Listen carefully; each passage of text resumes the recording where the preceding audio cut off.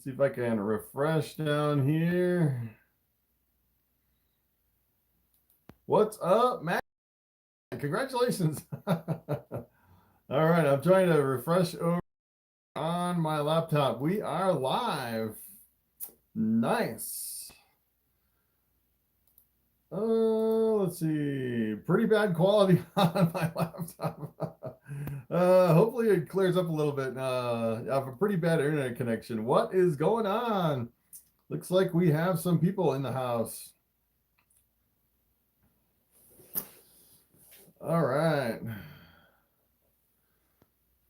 All right. What's up, Christina? Dan E. Hello. What is going on?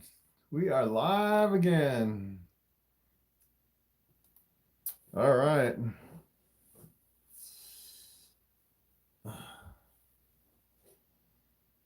It's interesting. I kind of have a lag between my computer and my phone. I'm actually recording on my phone, but I'm watching the comments down on my computer.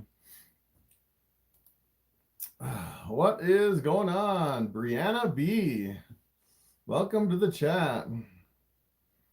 All right, we got 8 people so far in the first minute. I think it's taking a minute just to kind of cycle through YouTube. Usually I have like a whole bunch of people in the first minute, but today it seems like there's kind of a lag or something. Oh, let's see. Dan E says just working here. Oh, bummer. Working on a Sunday. That'd be pretty bummer. Yeah, CT live again. Yeah, I think I'm going to try live Saturdays and Sundays for a while and see how it goes. Chris Calvidi, hello. Thanks for the stream. Yes. Scott's Thoughts. Hello from Edmonton, Alberta. How's it going? Logan 6. Hi, how's it going? Rainbow Royal Ball Pythons. Hi, Chris and Bobby. I think it actually helps to read everybody's names when I'm going through the comments, so I can kind of see who's actually in the house. Sometimes I just kind of blaze through the comments and I don't realize who's asking all the comments. All right, Christina. So I'm trying to feed my Ball Python, and she hasn't eaten almost a month now. And I tried frozen thawed and live, but she still isn't eating. Yeah, so sometimes Ball Pythons, it's pretty common that they'll actually go off food for about a month. Sometimes I'd say like 3 or 4 months. Sometimes it's kind of crazy. As a matter of fact, Bobby just went off of food for about 2 months, and he finally started eating again just last month. CT, I'm from Edmonton too. Cool. Michael Benson, have you read up on the microscale, Gene? Yeah, so the microscale is the microscale is really similar to the scaleless head. They look almost exactly the same, but the difference between the two, as far as what I've seen, is in the super microscale, you actually don't have the heat pits in the mouth of the snake. So like on Bobby here, in the front of the mouth, you have these little tiny pits on the front of the mouth right here, the little heat pits. And if you actually have the super micro scale, those pits are gone, which is a pretty interesting characteristic. Colton, howdy. What's up, Dylan? Pete, first time able to catch the live stream. Love the channel. Thank you. Tico, wow, I've been gone for a while. Did you hit 40,000? Yeah, so I'm actually up to 44,000 subscribers, which is, it's kind of interesting. If you actually leave for a while and then come back, it seems like I gained a whole lot. But if you actually look at my subscriber growth rate, it's pretty much been like a flat line over the last like 12 months. I like consistently have, about 40 subscribers every single day. I haven't really had any really big spikes like some people have in their channel where it just kind of blows up. It's been like a pretty steady growth over the last couple of years, actually. Do you use backup males? I'm actually really short on males. As a matter of fact, this year I had 2 holdbacks and they were both males because I don't have enough males to go around to all my females. I know a lot of people when they're starting out breeding ball pythons, they're like, I want more and more females. And then pretty soon you get to the point where I'm at, where you have not enough males to go around. Then you start holding back some of your males, which is kind of crazy. All right, Danny, I was just watching some of your videos. How's the cows? Yeah, the cows are doing pretty good. I actually just bought some hay that the cows don't really like, and I just bought like 3 round bales, which is like almost 6,000 pounds of hay, and they're gonna have to eat it because that's all they have, and they're like kind of turning their nose up at it. It's kind of crazy with the hay, but it looks good and it smells good. The cows just don't like it that much. All right, unicorn, finally catch a live. Bobby is my goal. Is a bamboo, nice. Amelia Knight, hello from Russia, 3 a.m. in Moscow. That's kind of crazy. All the way from Russia. All right, Bobby. Joshua Coe, I keep my ball python and red-tailed boa together in the same glass tank. Wow. I've gotten so much hate for this. Do you agree? Yeah, I've never heard of keeping a ball python and a boa together in the same enclosure. That is pretty interesting. I've never actually heard of that before. Can you make a blue-eyed Lucy without spider? Yeah, so the blue-eyed leucistic contains 2 copies or 2 genes in the blue-eyed leucistic complex, and you definitely don't need spider for that one.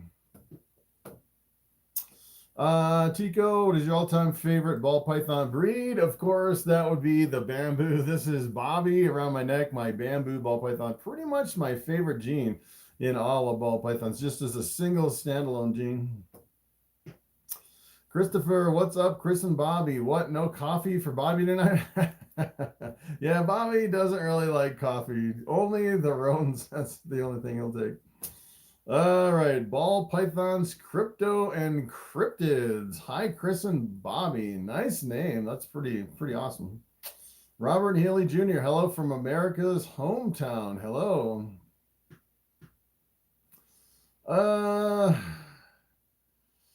Renee Anthony, finally caught alive. Your channel is great. Thanks. Yeah. So yeah, I'm doing lives every Saturday and Sunday at 6 p.m. Mountain Standard Time. And pretty much just going to go until people start bailing at the end. So far, I've been going like 3 hours. We get to the end of 3 hours, and I'll still have anywhere from like 70 to 90 people after 3 hours, which is kind of crazy. And that's pretty much where I call it, where, you know, if I talk more than 3 hours, it's kind of hard to make more videos on top of that. As a matter of fact, I just made a video for tomorrow. So let me tell you, it can be a lot of talking, making all these videos and doing the live streams. Colton, cool. Hello, comrade. James Demery, hoping for first clutch any day now. Paired my male silver streak spider possible trick to my normal. That's pretty awesome.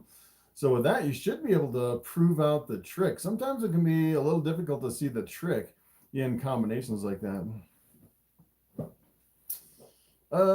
Let's see. Brianna, how do you tell if there are patches of scales that are missed when shedded or scaleless? So that's a good question. I would just kind of look all over the snake and see if there's any scales, if there's any parts of a shed missing. Usually they do shed all together, and if they get stuck in the shed, usually it's right on top of the snake that gets stuck the most.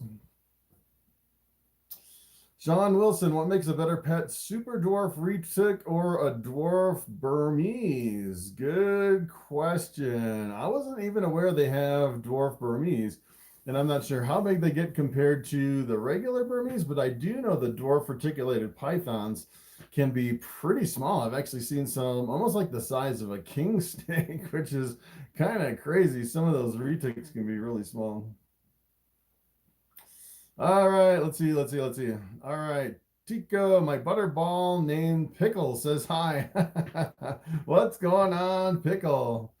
Corey, I saw an old post of yours on a forum where you said you were done with African soft fur. Have you tried breeding again? And if so, how did it go?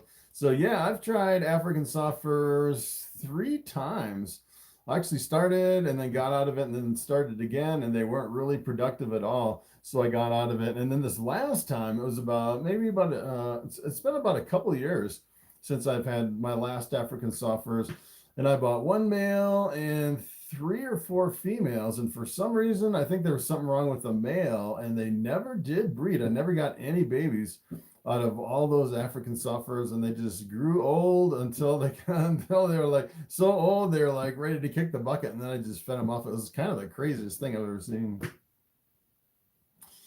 All right, Will Wildman. I might get started on a possible new gene called Oculus, but not sure it's worth it. Do you think it should be worth investing into? Yeah, so new genes can be kind of tricky, especially if you're spending a lot of money and they're not really well known, especially if it's really hard to tell if the gene is in there or not. Some of them are real subtle. And I would say I'd probably find a new gene that's really obvious and can make some really impressive combinations before you invest in it. But sometimes you can actually get lucky and hit a good gene early on. So sometimes it can be a pretty good risk. Colton Butler, leave a like, subscribe. Yes, thank you. All right, TJ Reptiles, do you think it's too late to start pairing? Oh, well, yeah. I would say if you're going to start pairing, you better probably start pairing now, maybe for the next few weeks, and then stop if you're going to kind of keep up with the rest of the reptile industry. You can pretty much pair anytime you want during the year. You can pair pretty much year round too. But if you want hatchlings in the fall and then eggs in the spring with everyone else, like the late spring, I'd say probably I would wait till like mid-October to pair up for most of your snakes. How frequently are you feeding your bigger females over 2,000 grams? So yeah, so right now pretty much all my females are completely off of food. I think I fed last time and I thawed out 3 rodents, and I think I had 2 takers out of like 25 snakes, which is kind of crazy. So most of them are actually building eggs and are completely off of food. But normally what I'll do is I'll offer food every single week, at least once a week or once every week and a half, something like that. And then when I come up to the breeding season, usually I'll double up and do 2 a week, trying to give them a little bit more before they go on the really long fast in the breeding season. Melissa, do you live near Denver? My brother lives there. Yeah, so Denver is the biggest, the closest big city. And I'd say it's about an hour away, depending on what part of Denver. You could probably hit Denver, this side of Denver, about 45 minutes away. And then if you go to the far side of Denver, it's probably a little bit over an hour to get to Denver from here. Let's see. Jason's Radical Reptile Realm. What's up? Let's see. Claude 1234. Isn't the biggest appeal to retics their size? Why are dwarfs and super dwarfs coming? Yeah, so I would say when it comes to ball pythons, I think ball pythons are pretty much the most popular as far as having the most genes available in ball pythons. And I would say retics are probably almost on par with ball pythons. The problem with retics, even though there's a lot of genes in retics, is that they get really big. So I think the thought is to get a snake that looks like a reticulated python, kind of shrunk down with all the genes like ball pythons. So you kind of have all the genes in ball pythons, but instead of like a picky feeder, like a ball python, you'll actually have a reticulated python that eats like crazy. Usually retics aren't as picky as ball pythons. Let's see. All right, let's see. Lillian, I just rescued a 7-year-old spider. Your channel's helped me get her enclosed set up. Nice. Congrats on your spider.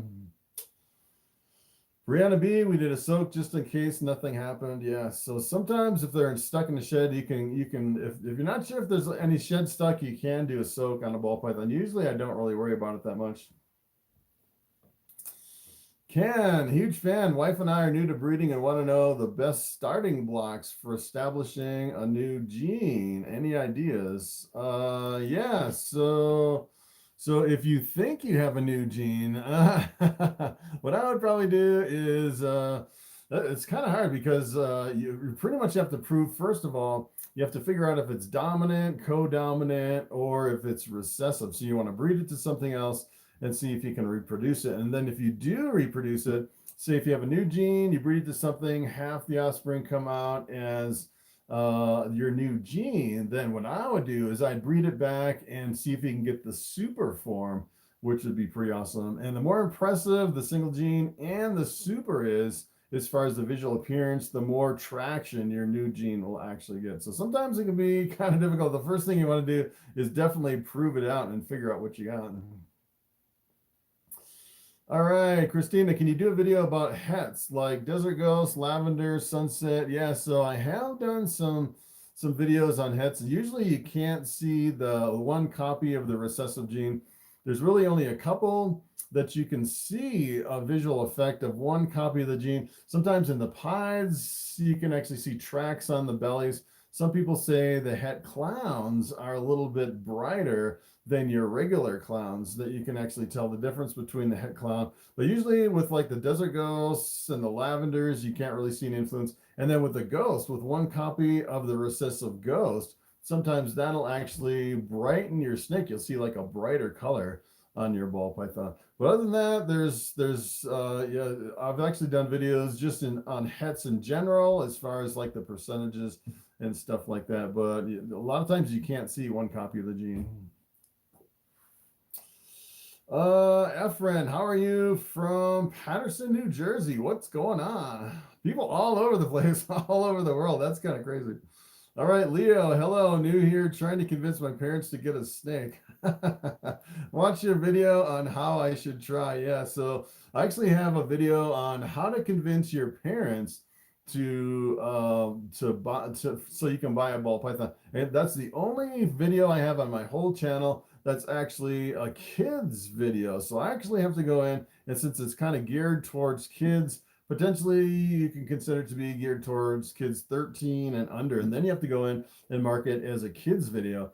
And the kids videos, just a couple of years ago, they completely destroyed them. So you have pretty much deletes all the comments on the video. You can't make any comments. And then when you post a kids video, it actually doesn't show up as a notification as far as people, your subscribers getting notified of that video. It's kind of crazy with the whole kids video thing.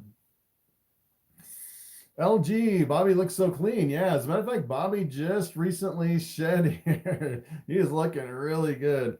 Ate a couple of rats last week too, which is pretty exciting after a really long fast. Have you ever had buyer's remorse over any of your snakes? Yes, I actually have. I would say when I first got into it, I had actually bought a lot of my snakes with the spider gene in the mix. And I don't really mind having the spider gene. A lot of people kind of shy away from the spider because of the potential head wobble. But the problem is if you have multiple spiders, say if you have a collection of 10 snakes, and then you have, say, 5 of them are actually contain spider. So those 5 snakes, you really can't breed a spider to a spider because of the lethal combination. So I was kind of looking through my collection, and I think I had like 6 or 7 spider combinations, and then it just hit me. I was like, I just can't breed these snakes together like a normal. And you pretty much get down the road, several years down the road, and you're looking at, what else can you pair up in your collection that you haven't paired before? And I pretty much got to the point where I was kind of eyeing all those spiders that were just kind of taking up rack space that I couldn't breed together. So I unloaded pretty much all my spiders except just one. I want to dabble in spiders a little bit, but I don't want to run into the problem where I can't breed my snakes together. So yeah, I kind of regretted getting so many spiders at the beginning when I started out.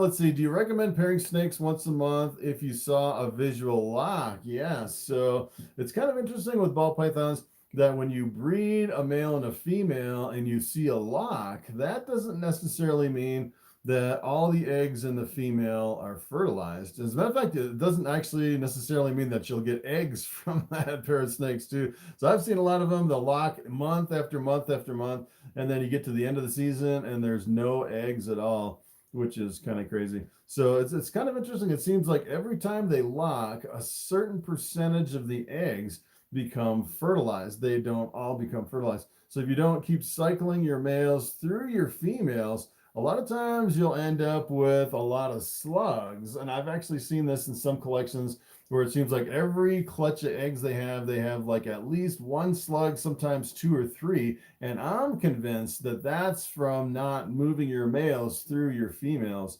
enough time. So if you end up with a lot of slugs at the end of the year, like one per clutch, one or more in every single clutch, I would definitely pair up the males and the females a lot more frequently, at least once a month through the year.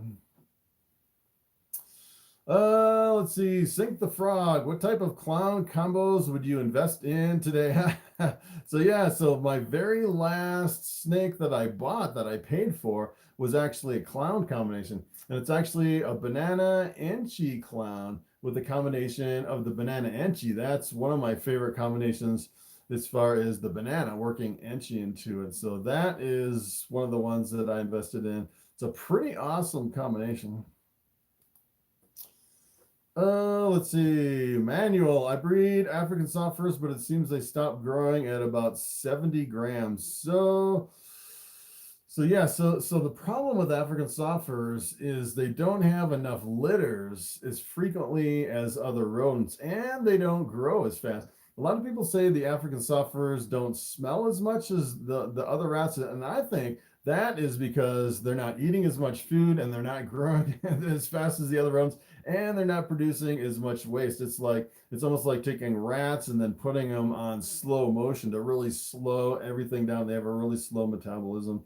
But yeah, if you can actually get a really big colony of them, I think you can do pretty good. But as far as regular feeders, I think you just need more African soft furs. Joe, have you ever had a snake get out? Yes, I have. I actually lost one in the house. I had one that was a really tiny king snake, like as thin as a pencil, and it got out. I actually put it in one of these 70 series tub, and it squeezed through the tub and the frame, and it got out years ago, and I've never found that snake.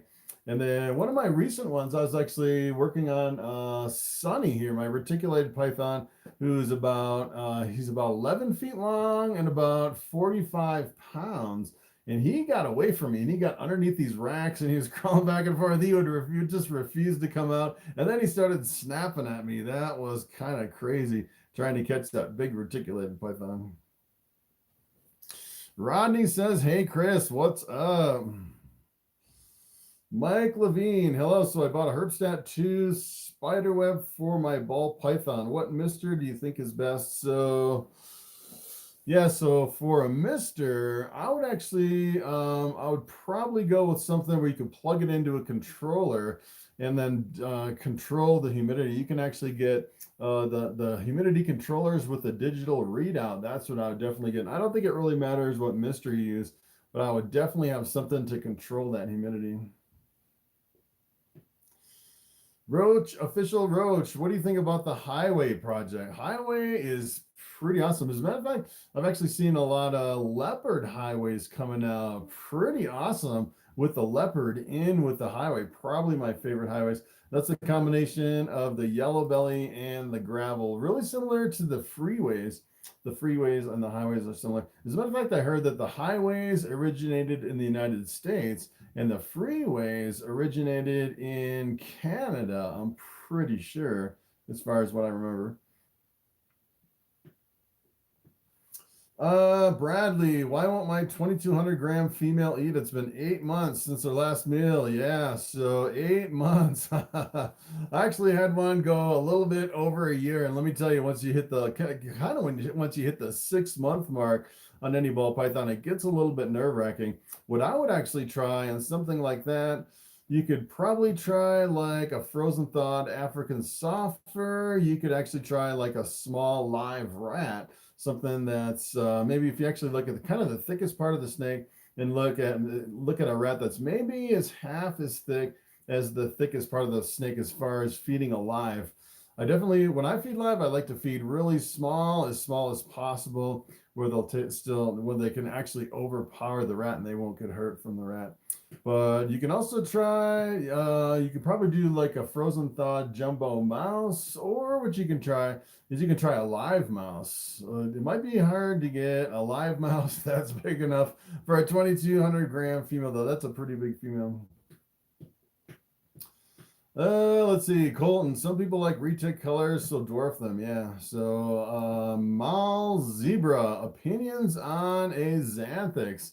Yes. So, So hey, got a super chat. Thank you, David. All right, yeah. So let me get this question. I'll come back to the super chat question. Thank you very much. Yeah, so opinions on Axanthic. Axanthic is really super popular. It's up there with the pines and the clowns. Axanthic is super popular, and the kind of the tricky part is there's different lines of Axanthic, so you have to be careful not crossing the lines, or you'll get double hets with Axanthic. And I think if I got into Axanthic, I'd probably get into the TSK line, just because I've seen a lot of really good work with the TSK. As a matter of fact, JD Constriction actually works with the JD line, and they do pretty much 100% Axanthic in their breeding operation. I think that's where a lot of the really high-end Axanthics are coming from. So I'd probably do the TSK. Although the VPI is really popular. I think the VPI is actually more popular than the TSK. All right, David, thank you for the super chat. Hey, Chris, love your channel. I set up my new rat snake enclosure today. He's my second snake, never been bit by my ball python, but expecting the new guy to take me soon. Yeah, so I actually watched a lot of videos on YouTube about a whole bunch of different snakes, and it seems like one of the most aggressive ones, that are naturally aggressive, are the rat snakes, the blood pythons, and the green tree pythons that need a lot of handling to really calm them down. So you don't really want to take a rat snake and just completely leave it by itself. I would definitely handle that thing a lot to really tame it down, especially if you have a really young one. You should tame it as early as possible. But yeah, rat snakes are pretty awesome. I really like the scaleless rats. One of my favorite scaleless snakes is the scaleless rats. All right, let's see. Misty, do you know why or how a ball python can vibrate? No, I actually haven't seen that. I've seen it in king snakes where they'll kind of like rattle their tail, kind of like a rattlesnake, but I haven't really seen that in ball pythons. I've seen where they kind of wag their tail really slow, but I haven't seen where they would actually vibrate like that.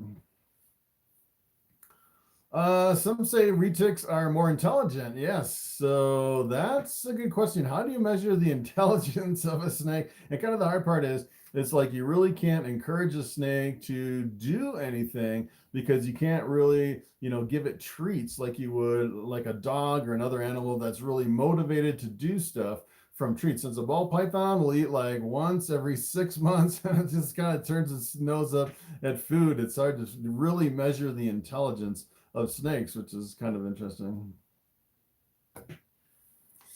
All right, Melissa, what would you pair with a mystic potion? We have a female, can't decide what to do with her. One of my favorite morphs. Yeah, so the mystic potion is the mystic and the Mojave. So you could breed that to, as a matter of fact, you can actually breed it to another mystic potion. You would get super mystics, you would get mystic potions, and then you would get the super Mojaves, which is an all-white snake with blue eyes. The super Mojaves kind of have a browned out head on some of the super Mojaves. But, the Mojaves, you could work that into a GHI. One of my favorite combinations is the Mojave GHI. Ball pythons, crypto, and cryptids. How early do you breed a male age-wise? So a lot of people say that you can breed a male ball python at 1 year of age. Although, as a matter of fact, I've actually done that. The kind of the smallest male that I've bred was 450 grams, which was pretty small, and I got pretty lucky on that breeding. I've actually bred some other ones that were bigger than that at 1 year old, and I pretty much had a really bad year that year. So I would probably go 2 years old on my males. And some people say at least 500 grams. I would probably do a little bit bigger than 500 grams and wait to 2 years. Now I'm pretty much, since I kind of got burned on doing 1 year old males, I'll probably never do another 1 year old male. I'll always do the 2 year olds. AJ Bryant, if you have a banana male maker and a banana female maker, what happened to the so I actually had this question yesterday. Can you breed a male maker banana to a female maker banana? And keep in mind, the male makers and the female makers are only associated with the males. So if you have a female, you really can't have a male maker or a female maker if it's a female. So yeah, you really can't breed them together because essentially you'd have two males and they definitely wouldn't breed. So you'd have to take, like a male maker and then breed it to like a female banana, which is not a male maker or a female maker. Let's see. Ray's Bennett, what's your favorite morph if you have one? So yeah, the bamboo is my favorite. This is Bobby around my neck. He is just a straight bamboo. I'd say it's probably as close as you can get to the pattern of a spider without any risk of the head wobble. It's kind of like, I guess it's like kind of like the artifact, the substitute for the spider, as far as close as you can get to just the single gene look of an animal. All right, genetics, yes. Let's see, how often do you clean your snake substrate? So Oscar Sandoval, yes. So I actually go through every single tub every single day, believe it or not, especially right now, because I'm looking for eggs through all my females. And I have, I'd say, over half of my snakes right now are female. So I'm looking through all my tubs, going through and spot cleaning and checking the water and everything. And then pretty much once a month on a regular basis, I'll go through and spot and completely change all the substrate. I actually use a coconut husk, a Pro Coco coconut husk substrate. All right, Brittany, what do you recommend breeding with? Orange Dream, Pastel, Lesser? Good question. So Orange Dream really depends on which version of the Orange Dream. Sometimes they can be really bright. What I really like is the Super Orange Dream. So I'd probably do something with Orange Dream in it so you can hit the supers. Those can be super bright orange. And then pastel, I'd actually probably go with another pastel and do like another Orange Dream pastel to get the super pastel. And then the lesser, you kind of want to be careful because if you breed it to anything else in the blue-eyed leucistic, you'll get an all-white snake, which would mask all your other genes in the combination. So you may not want to do another gene in the blue-eyed leucistic like the Russo, the Mojave, or if you actually do, you'll actually kind of mask the Orange Dream and the pastel in some of your combinations. So it really depends what you're doing. If you, as a matter of fact, if you actually took that and bred it to like a 4-gene male with another gene in the blue-eyed leucistic, and you end up with like 7 genes, and then you hit the white snake, it can actually work against you because you'd have to sell your all-white snakes for a lot less than you normally would with all those other genes in the mix. Jason's Radical Reptile Realm. Do you know how large a dwarf retic would get? So it really depends on the locality of the dwarf reticulated python. As a matter of fact, I've actually seen some full mainland retics at some of the reptile shows that are limit fed. People feed them like 1 rodent a month and keep them really small, which is kind of crazy. I've actually seen some mainlands that look like dwarfs, which is pretty incredible. So it really depends on the genetics as far as the locality of the dwarf and definitely how much you feed them. Even a dwarf can grow pretty big if you really heavily feed them. Ryan White, thanks for your videos. I've started breeding with your info. 2nd season, waiting on 5 females. Nice. Focusing on pied. Any other genes to focus on? Working from Canada. Nice. So yeah, so I'd say, like the clowns and the pieds are probably the most popular recessives. And then you can actually get into some of your co-dominants. I like the bamboo myself. You can actually get into the bamboo ball pythons. There's a lot of things you can actually do with ball pythons. So yeah, so when it comes to which gene out of the 200 genes, it's pretty much whatever really appeals to you. Some people go kind of to the dark side. So in fact, if I started over and I was looking kind of at the dark side, I would probably go with like a blackhead or a mahogany, or you could do like a combination where you can do like blackhead ghosts or like a super GHI ghost and get some of the steel gray snakes. Or you can go to the bright side and do like the pastel orange dream, fire yellow bellies, and get some really bright snakes. There's so many things you can do with ball pythons. It's pretty crazy. Let's see. What's the best dominant genes? Yeah, so when it comes to dominant and co-dominant, it really depends. There's so many of them. I pretty much like a whole mix of jeans where you can actually get a whole rainbow of different colors to work from. So yeah, so I would, especially for beginners, I would definitely go with dominant jeans. So this snake around my neck, this is a bamboo. This is a co-dominant gene. So you take a bamboo, you breed it to something else, and you get half bamboo. So yeah. So it really depends on, it's like, yeah, what's the best gene? Well, they're all really good genes. It's really hard to choose. As a matter of fact, even now I have like, I have, I think I have about 50 females, and I'll end up with probably like over 100 snakes in my room, and I still want to kind of cram in some more new genes here in my collection. I always see something else, and I'm like, hey, I want to buy that too, but I just can't fit it in my collection. You just can't keep them all. That's the hard part. It'd be kind of cool if you had a really big facility where you could keep just a few of each gene and combinations of each one. That'd be pretty awesome. Mal says Bobby has that drip. Yeah, Bobby's kind of, I don't know what's gotten into Bobby. I don't know if he really likes too many of these live streams. When he kind of gets squirrely, I kind of change him out for another thing. All right, let's see. George Torres. Hi, I'm new here. I have a question. How do I get rid of snake mites? Oh, yeah, snake mites. I had snake mites for months and months, and I tried everything to get rid of them. What I would actually try is olive oil. You can actually rub olive oil on your snake. I've seen a lot of people do that. As a matter of fact, I've seen a lot of people that catch wild snakes and use olive oil to get the wild parasites off, like ticks and mites. So I'd probably start with that before I went to something else. Brian Grise, just got my first bamboo super pastel. Nice. Yeah, bamboo super pastel. I'm trying to think. I don't know if I can actually picture one of those in my mind. I know sometimes with the pastel and the bamboo can kind of overwhelm it until it gets a little bit older, and then sometimes the pastels can really come out on the bamboos. But yeah, super pastel bamboo, that's pretty awesome. All right, Chris Calviti. I have a male banana het clown and a female orange dream pastel yellow belly. Want another male and female, not sure what to get. All right, so banana het clown. Yeah, I would definitely go with another het clown.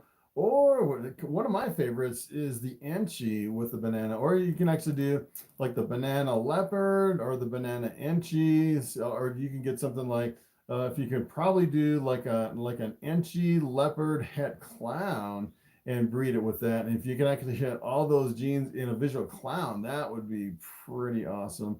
And then you have a female orange dream pastel yellow belly. That's a pretty bright snake. That's pretty awesome. So yeah, so with the yellow belly, you have to be a little careful that you don't hit the ivory, which could completely mask all your other genes. That's a white snake. All right, Dave from New Hampshire. Was at our local expo today.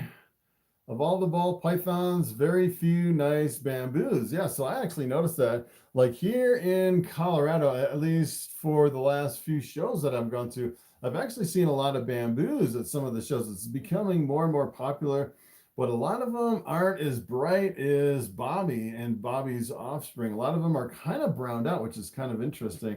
That you don't really find a lot of the really nice bamboos. Of course, I've sold so many of Bobby's babies. I'd say probably in the next 2 or 3 years, you'll probably see a lot of bamboos coming out from all of Bobby's offspring and everyone breeding those. So that could really turn around the bamboos at a lot of shows. All right, Rockstar Energy, a rookie question. I bought my second snake, Ball Python, tried to feed, and he took it when I closed the glass door, got spooked, and spit it out. How long before I should try again? So yeah, so when I actually feed my ball pythons, what I'll actually do is I'll put the rodent with the ball python. If it grabs it and spits it out, I'll keep the rodent in the enclosure with the ball python for maybe about a half an hour or so. Sometimes they'll actually grab it and then spit it out, and then you're almost tempted to go in and take it away from the ball python. But I would just let them alone with the rodent and see if he actually eats it. Most of the times they will eat it. As a matter of fact, most of my ball pythons in my collection, they'll actually grab it. And then if you peek in a little bit later, sometimes they'll totally let go of it and you think they're not going to eat it. And it seems like it's pretty common for a lot of snakes where they'll grab it, let go of it, and crawl around a little bit and like they're not going to eat it. And then they'll go back after just a minute or two and then they'll eat it again. So yeah, so you can actually try leaving it in a little bit longer. And yeah, so if you actually tried to do that and it spit it out and you kind of gave up, I'd probably wait a week to try to feed him again on that one. Jaden White, what is up? Hey, Chris. Sink the Frog, have you heard of people breeding hamsters for snakes? Yes, you can feed hamsters to snakes.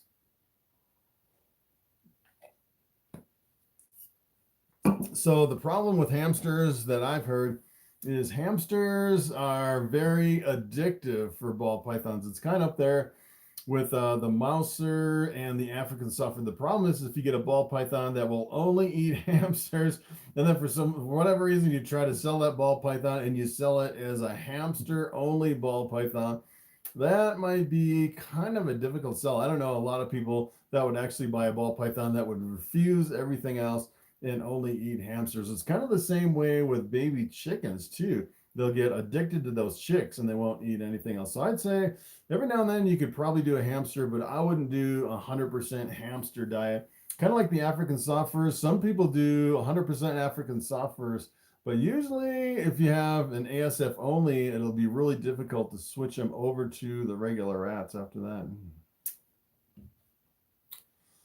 Jaden White, hey, what is up? Yes, so, all right, so I'm going backwards. All right, let's see. Chester Swing Jr., I just picked up a beautiful Orange Dream Pastel 3-year-old male for a steal of a deal at the Gettysburg, Pennsylvania show. $100, wow.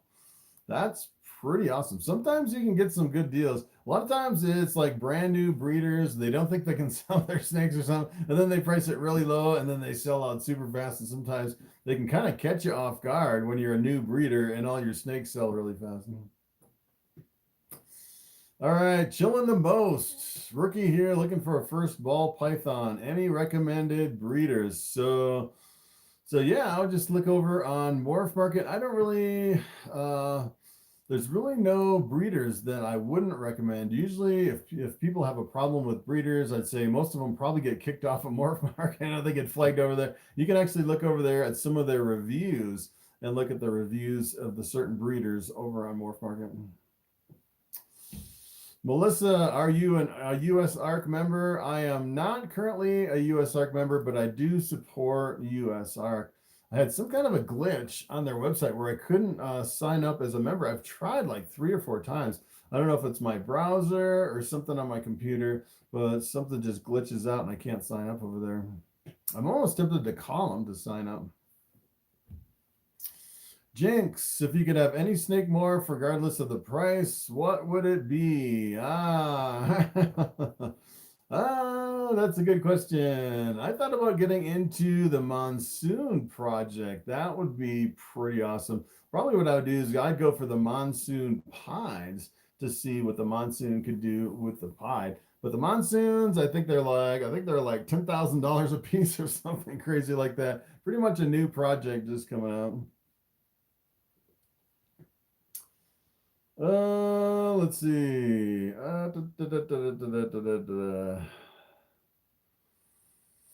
Rockstar Energy. My first snake is a California king snake. No problem eating it all. Yeah, California king snakes. I've had some here in my collection, and let me tell you, they'll eat every single time.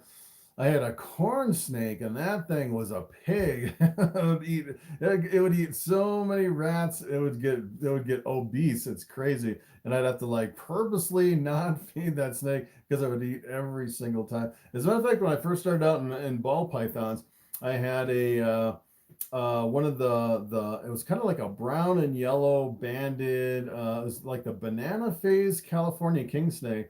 And I was using that snake as kind of my garbage disposal for my hatchling ball pythons. It would eat all the extra. And that thing got really super fat. They have a pretty slow metabolism, it seems like, but they will definitely plow down some food. All right, let's see. Luke's Morphs. What are your thoughts on breeding my pastel leopard female to my pastel Enchi lesser male? So let's see. Pastel leopard to pastel Enchi lesser. Yeah, so that would be a pretty awesome combination. As a matter of fact, you'll actually get super pastels. You'll also get leopard lessers, which a lot of times when you work lesser in with leopard, you'll actually get a striped snake. Maybe about 50%, maybe 80% of the time, you'll get a striped snake with the leopard lesser combination, which is pretty awesome. Yeah, that's a really good pairing right there. All right, so yeah, I'm like, I just looked forward on all these questions. I think I'm like 50 questions behind. All right, I'm going through the list to catch everybody's questions. It seems like, well, I was going to go for 3 hours today. It seems like when we get towards the 2.5 hour mark, we start running out of questions, and then I can kind of catch up. Yesterday, it was just perfect. We like hit all the questions right at the 3 hour mark. All right, let's see. Rainbow Royal Ball Pythons. We just got a Pastel Highway this week. Yeah, so Pastel Highway is one of the projects that I was thinking about getting into, the highways or the freeways. Michael Rogers. Let's say I switch my glass enclosure to a PVC, keeping all other factors constant. How much of a humidity increase would I expect to see? That is a good question. So it really depends on how much ventilation you had on your glass versus your plastic. So if you have the right setup in the glass, you can actually keep quite a bit of humidity in there if you have a pretty good top on it. But usually with the glass, with like the screen top, sometimes it can dry out really fast. Let's see. Justin Rivera. Hello, just picked up my first snake today. Got a pastel orange ghost. Orange ghost is pretty awesome. I do really like the orange ghost. As a matter of fact, I was actually kind of surprised how inexpensive the orange ghosts are. But let me tell you, it's definitely one of my favorite ghost versions. All right, we got a super chat from DC. All right, thank you. I'm going to jump down to the super chat. Yeah, if you want your question answered before I get to these next 30, you can always do a super chat. All right, what are your thoughts on breeding 2.5-year-old female that's 1,350 grams? So that's pretty close. As a matter of fact, I actually have some scaleless head females that are kind of in that range. I was thinking about maybe breeding them this year, but sometimes, you know, females can be a little slow as far as growing them, and that is like right on the edge. Usually you want them to be about 1,500 grams. The lightest I've ever bred a snake is 1,450, which worked pretty good, and she actually laid eggs that year. But I don't know. I think I've actually heard of people doing it, so I don't think you'd have too much problem breeding it at 1,350. That's kind of on the light side. I don't know. You're kind of right on the edge. Anything lighter than that, and I'd say you might have some problems when that snake lays eggs. Sometimes females can be problematic because they can get egg bound because the snake is too small to pass the eggs. That's one of the things I would be concerned about. So I think I'm going to switch Bobby with Bubble. Bobby is kind of going crazy here. Let's switch snakes. All right, Bobby. You can come back out later. Ew, Bubble's been active. And let's see. So I was breeding Bubble this year. I paired her up pretty much for the last 5 months. She's looking like she might be developing some eggs. Look at how chunky she's getting. I don't know how big she's going to get as far as building eggs this year, but it looks like she might be full of some smaller eggs. Looking pretty plump, not too bad. I was actually kind of avoiding pulling out all my other females because a lot of them are really super big. A lot of them are actually ovulating, so I'm not really pulling them out. This one, if it gets a little bit bigger, I might be stuck with just Bobby around my neck, or I could pull out another male. but this one is really super mellow. All right, so let's go all the way back to the questions back here. Let's see. Jeff Holiday, is the Desert Ghost worth it? Yes, I definitely think the Desert Ghost is worth it. As a matter of fact, I think it's probably one of the best, probably one of the most underrated genes in all of ball pythons, especially when you mix pastel in with the Desert Ghost. Makes some pretty amazing combinations. And the thing I like about the Desert Ghost is that even the Het Desert Ghosts sell for quite a bit, which is pretty awesome. I actually produce quite a bit of Het Desert Ghost, and you can really bump up the price from just one copy of the Desert Ghost gene, which is pretty awesome. Unlike like if you had like a Het Pied or a Het Clown, a lot of times it really doesn't bump up the price that much as it does with the Desert Ghost. All gas, no brakes. What's up? Just checking in by commenting. What is going on? Yeah, so I'm trying to read people's names so I can actually see who's in the chat. All right. Yeah, if I can actually CONWKR1. I don't know how to say that. It depends on how much. Yeah, so yeah, you're answering someone else's questions. All right, let's see. All right, Rob Gibbs, how big does a full-grown male get? So that's a good question. I would say as far as full-grown males, if you actually look at Bobby, he's probably one of the biggest males that I've actually ever seen in ball pythons. And he's about, I'd say he's about 2,800 grams. So I don't think they get too much bigger than that. I've seen females going up to like 5,000, 6,000 grams. As far as the females, I've never seen a male get as big as a female. All right, Justin Rivera, is it wise to purchase a humidifier mister? Yeah, so so I don't know. It really depends on your setup as far as getting a humidifier. I actually prefer a whole room humidifier here in my reptile room. I actually have like a little swamp cooler hooked up to a digital controller. As far as the humidity, you could probably do like some kind of like a rectifogger on a digital controller. I actually have that upstairs on my geckos. I actually have my crested geckos on a rectifogger and dial it in with the humidifier controller. It's pretty awesome. But as far as doing like a humidifier mister on like individual tubs on a large scale, like if you had like, you know, humidifiers in every single tubs, I don't think that would really be practical for like a rack system. LOLEE, hi, what is going on? Let's see. Michael Rogers, let's see. I've tried misting a couple times with the damp towel. Yeah, so sometimes it's hard to get the humidity right, especially in a dry climate. Sometimes it's hard to dial it in.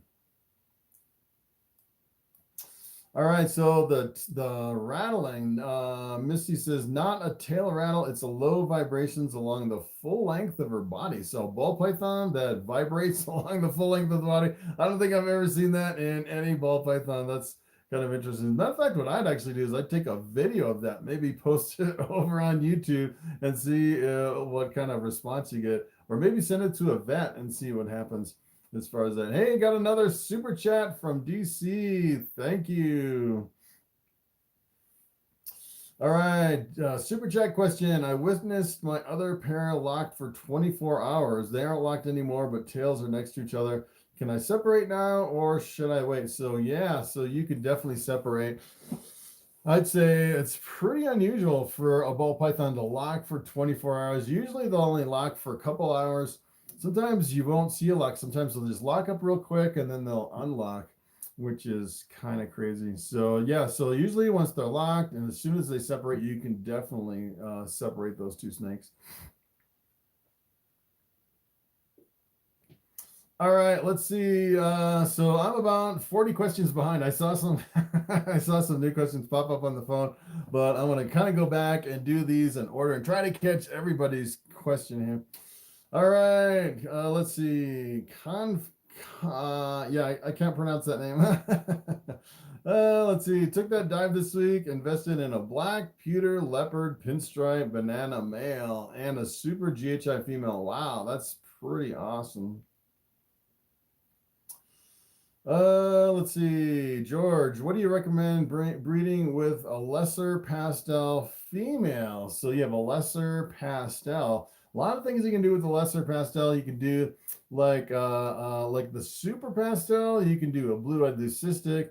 You can breed it to a lesser Mojave to make the ultimate blue-eyed leucistic combination on that one. There's a lot of stuff you can do with a lesser and the pastel. So yeah, so as a matter of fact, I have like a whole bunch of lessers here in my collection. There's so much stuff you can do. Well, you can actually take a bamboo and breed it to the lesser and get the blue-eyed leucistic with one copy of the bamboo, one copy of the lesser. And a lot of times the lesser bamboos will actually have a real faint yellow line right down the top of the snake. All right, so we got another super chat. Thank you, Adam. Just had a pair locked for 12 hours. Nice. Yeah, when I had Bobby breeding through my collection, Bobby would actually lock up for 2 or 3 days at a time. It's unbelievable. I've never seen any ball python lock like Bobby, which is kind of crazy. All right, another super chat. DC, how long should I wait before pairing that male with another female? So what I do is I take a male, put it with a female, and I leave them together for 3 days. And then at the end of 3 days, I'll slowly open the tub and peek in there, and if they're still locked up, or if I can't see the tails and they're kind of jumbled up, sometimes I'll leave them together. Sometimes I'll slowly try to look in there, see if they're connected, but if they're completely separated, then I'll take that male, move it in with another female for another 3 days, like 3 to 5 days, and then usually over that stretch. So they'll be with females anywhere from like 6 to 8 days or something like that between 2 females. And then I'll definitely give that male a break. I usually give them like a week and a half off, enough time to feed them, and then like 4 or 5 days to digest the feeding before I'll move them to some other females. So that's what I do. So it's not too stressful on the males. I do give them some break after 2. All right, let's see. George, let's see, the motivator. What would you recommend? And what would you breed the candy ball python with? Yeah, so if you have a candy, I would probably breed a candy to another candy, or at least a head candy. Let me tell you, those candies can be pretty pricey. And if you breed a candy to a candy, you'll get a whole clutch of candies. So yeah, so I would definitely stick with the candies instead of kind of diluting it out and get the hets and the possible hets with the candy. Another, pretty much with any of the albinos, pretty much the number one thing with most people do with like, the lavender albinos, the candies, the toffees, the albinos, most people will go for the combination of the albinos and the pieds is pretty much the number one combination. Like the candy pieds, if you can actually make that combination, those are pretty expensive and pretty amazing combinations. Let's see.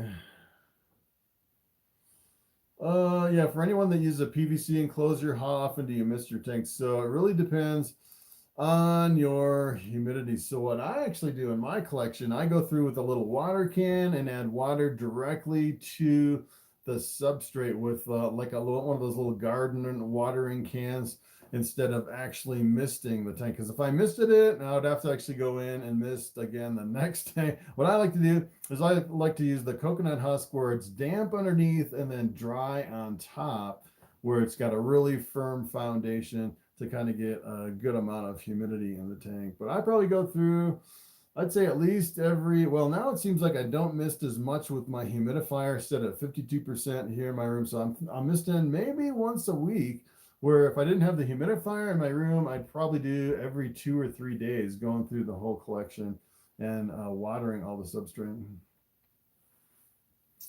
All right, what would you recommend pairing with a super inchy fire? Wow, super inchy fire. So yeah, so anything goes good with inchy. You can pretty much breed it to anything and enhance a lot of your combinations. I like the inchy bananas or the inchy coral glows. Probably one of my favorite combinations with the inchy. You can also do inchy with a lot of your pattern enhancing mutations, like your leopard or your spot nose or the super pastel with the inchy. Make some pretty amazing combinations.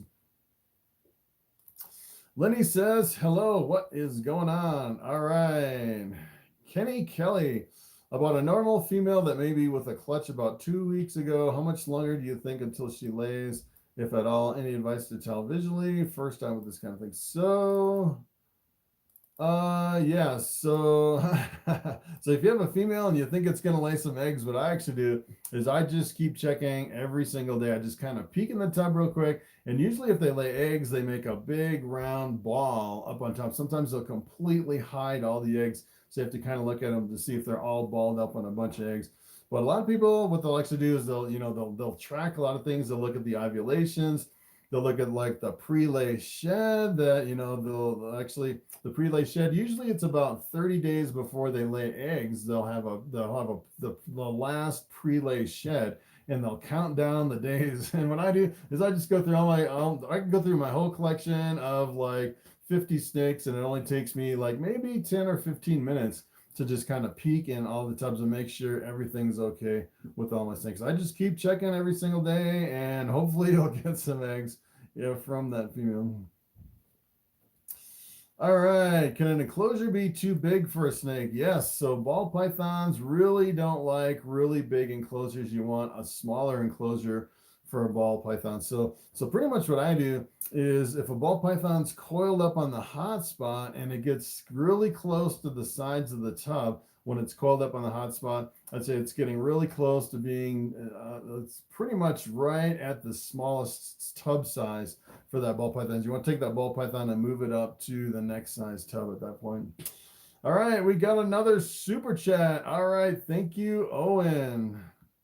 Wow, I'm way far behind in all these questions. I think I'm like 100 behind here. All right, let's see. Super chat question, Owen. I love your channel, and you've helped fuel my love for snakes. I don't have any snakes at the moment, but want to breed them when I do get them. How do you recommend starting? Yeah, so as far as starting out in ball pythons, I would just buy an enclosure and buy a snake and just jump right into it. It's kind of an interesting adventure. And keep in mind, usually ball pythons is a long-term investment. So if you buy hatchlings, you'll be waiting like 2 to 3 years before you can breed your ball pythons the very first time. So if I was to actually start over again, what I would probably do is start with like at least one adult female, so you could potentially get some hatchlings in your first couple of years while you're waiting on all your other hatchlings. So that's one strategy I would kind of change if I was to actually do it over and start over again. All right. Let's see. All right. I don't know if I'm going to get to all these questions. We've been going for an hour and 2 minutes. 105 people on the line. Wow. Hey, don't forget to hit that thumbs up. I usually don't say that, but I like to see the thumbs up go up. 0 thumbs down. All right, nice. Yeah, yesterday we had 4 thumbs down. I was like, who would give me a thumbs down? That's kind of interesting. And keep in mind, if you give me a thumbs down, you can always go back and change it to a thumbs up.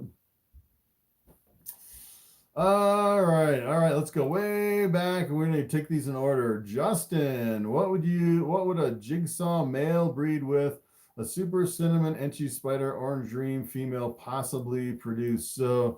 So yeah, if you're looking for what your combinations would possibly produce, you can actually go over to the genetic calculator. You can actually go into Google and just type in Ball Python genetic calculator or genetic wizard, and it'll actually bring up a calculator where you can put all the genes in, and it'll show you all the possibilities and all the probabilities of getting all those. And let me tell you, you can go over there for hours and hours breeding, plugging in all your different snakes and all your possible snakes that you're thinking about buying. That is a pretty powerful program over there. They actually have one over on Morph Market, and they have one over on the World of Ball Pythons, those genetic calculators. All right, Fall, do you have any websites that I should buy from? I'm thinking about getting a ball python. Yeah, so I'd say most people buy from Morph Market, where they have, if you actually look at all the snakes that have been listed over on Morph Market, they have about 250,000 ball pythons over there. That's probably the #1 place. You can actually go over to kingsnake.com. It's a little bit harder to search for ball pythons over there, but they do have some non-ball pythons. They have venomous stuff and all kinds of crazy stuff over there. It's kind of fun just looking over at kingsnake.com. Braden, what should I do with the ball python with a prolapsed anus? I would probably bring that to the veterinarian. That's I've actually heard about that before, and a lot of times when they actually put that back in the snake, sometimes it'll come back out. So I would definitely have a veterinarian staying on top of that one. All right, Dan Murphy, what would you breed with a pastel butter desert ghost? So what I'm actually doing with my desert ghost is I'm breeding a desert ghost to another desert ghost to get all desert ghosts. Let me tell you, that is the way to do any kind of recessive. Or what you could do is you could do like a het desert ghost with multiple other genes in the mix, and then 50% would actually be visual desert ghosts. But yeah, so pastel butter. One thing you kind of want to be careful is if you actually breed that butter to another gene in the blue cystic, and if you have like a het desert ghost, you could potentially get an all white snake and you wouldn't know if it was a desert ghost or not. So the difference between a het desert ghost and a visual is a really big price difference. So you might want to avoid going with the all white snake, especially when you're working with the possible desert ghost combinations.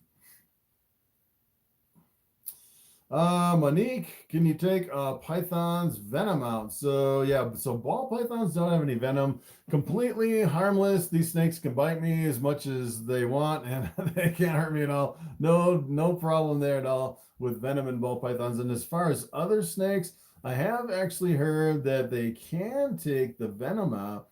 I'm not sure exactly what the procedure is, but I've actually seen some cobras over on YouTube where they took the venom out and they're completely non-venomous, which is kind of crazy. I'm not sure if it's too good for the snake or not doing something like that. Let's see. All right, River. Bubble is choking me. All right, let's see. River, I just got a snake from a friend of mine. They don't know what genes.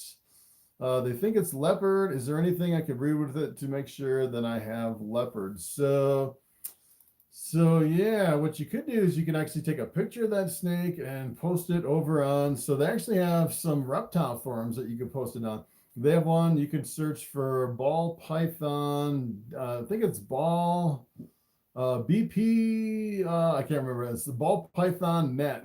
You can actually do a Google search for Ball Python net and it'll actually come up with a reptile forum. You can actually go over there, post your picture, and then people can chime in and tell you what it is. Or what you can actually do is you can take a short video of it, maybe post the video, like a link to it under one of my videos, and I can go over and take a look to see if it's leopard. Sometimes leopard can be a little bit tricky. But yeah, you could definitely breed it out to see if there's leopard in there. All right, Chester, my pinstripe will strike, curl up the rat, and then let go after a few minutes. He'd sniff around for a few more minutes and then eat the rat. Yeah, so that's pretty typical as far as a ball python. Sometimes you think it's not going to eat it, and then it goes back and does eat it.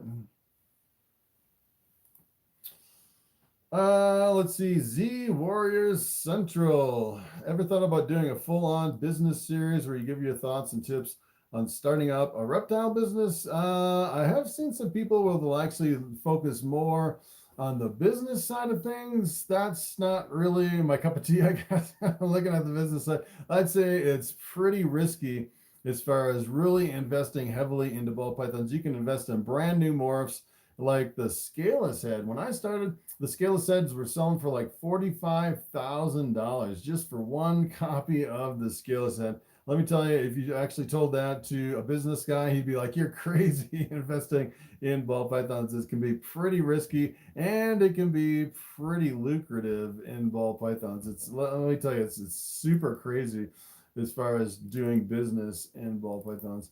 But I think you could probably do it, but I probably wouldn't get into the business side of things here on my channel. Let's see. What's your favorite 2-gene ball python? So yeah, favorite 2-gene. There's so many genes to choose from. I'd say favorite chew gene.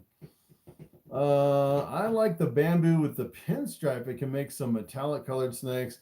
If you consider the ghost to be one gene, I like the ghost with the dark gene, like the ghost blackhead or the ghost GHI, kind of makes the steel gray looking snakes. If you're looking at really bright snakes, I'd say probably like the pastel and the fire, or the pastel and the yellow belly can make some really super bright snake. Or like the super orange dreams can make some combinations if you work it in with other brightening genes like pastel, which would be pretty awesome. So it's hard to choose just one, two gene combinations. There's so many genes. All right, let's see. Let's see. Jaden White, how many ball pythons do you have? So right now I have pretty much the fewest ball pythons that I have any time of the year, because I pretty much sold all my hatchlings. I'm waiting on my females to lay eggs, and I sold pretty much all the extra ones, kind of all the fluff, my duplicates and stuff like that. I actually did a count. I think I'm down to 43 snakes, which is kind of crazy. So that is pretty much the rock bottom as far as I usually have about 50 as far as a minimum.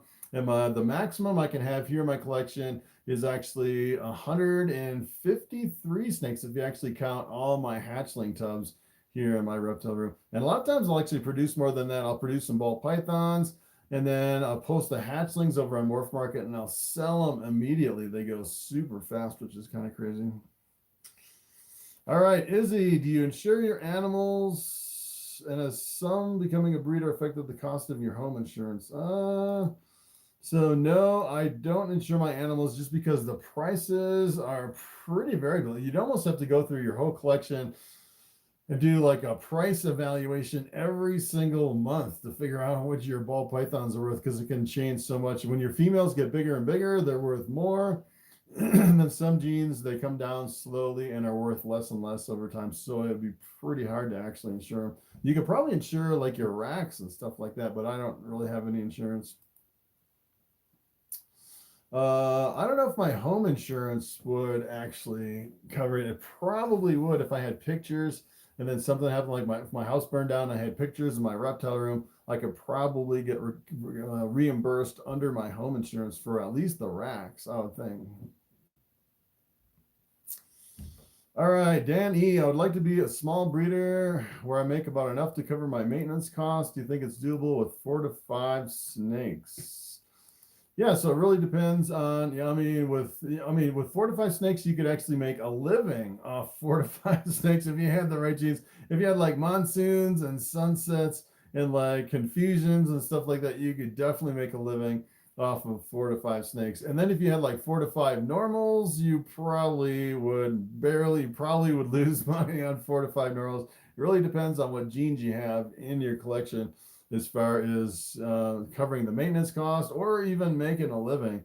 It's kind of crazy with ball pythons. I'd say it's similar to horses. You know, I've actually gone and bought hay for my cows from all these horse ranches.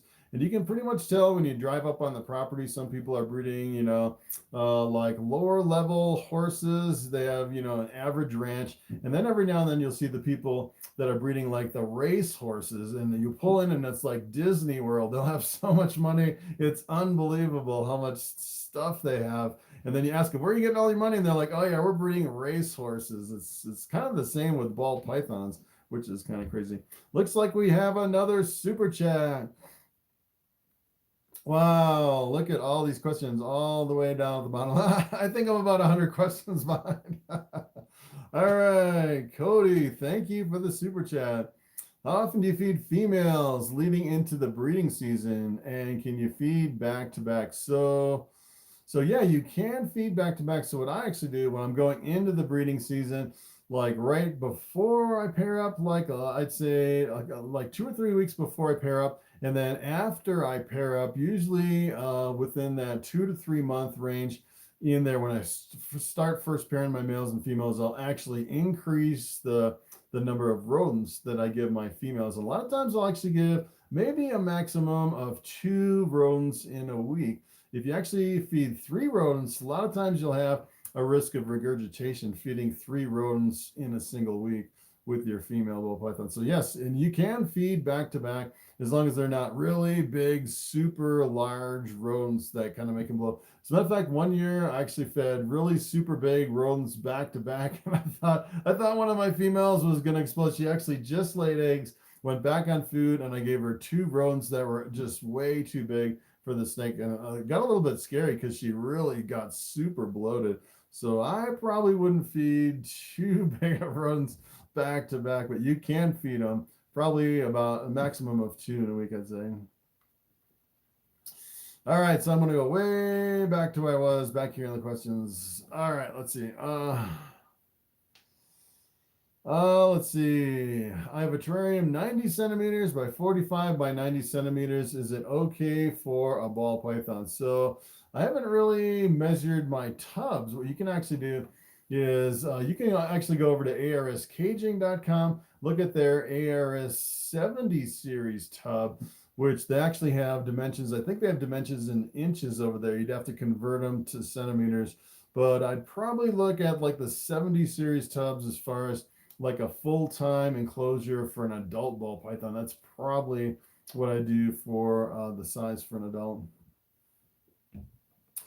Lily Ann, my adult female's belly scales are starting to turn a little yellow. What might cause this? Yeah, so I have seen in some of my ball pythons where the belly can turn a little pink. Sometimes it'll turn a little yellow, and I'm not really sure what causes it. Sometimes it can be bright white, and sometimes they can change. Usually if it turns a little bit pink, that can indicate they're going into a shed. So sometimes I think it's just kind of random color change in the belly of the snake. Sometimes if you have a yellow belly in the mix, you can actually have yellow on the belly of the ball python. Usually you don't, but sometimes you can have some yellow on the belly. So you might have yellow belly in that snake.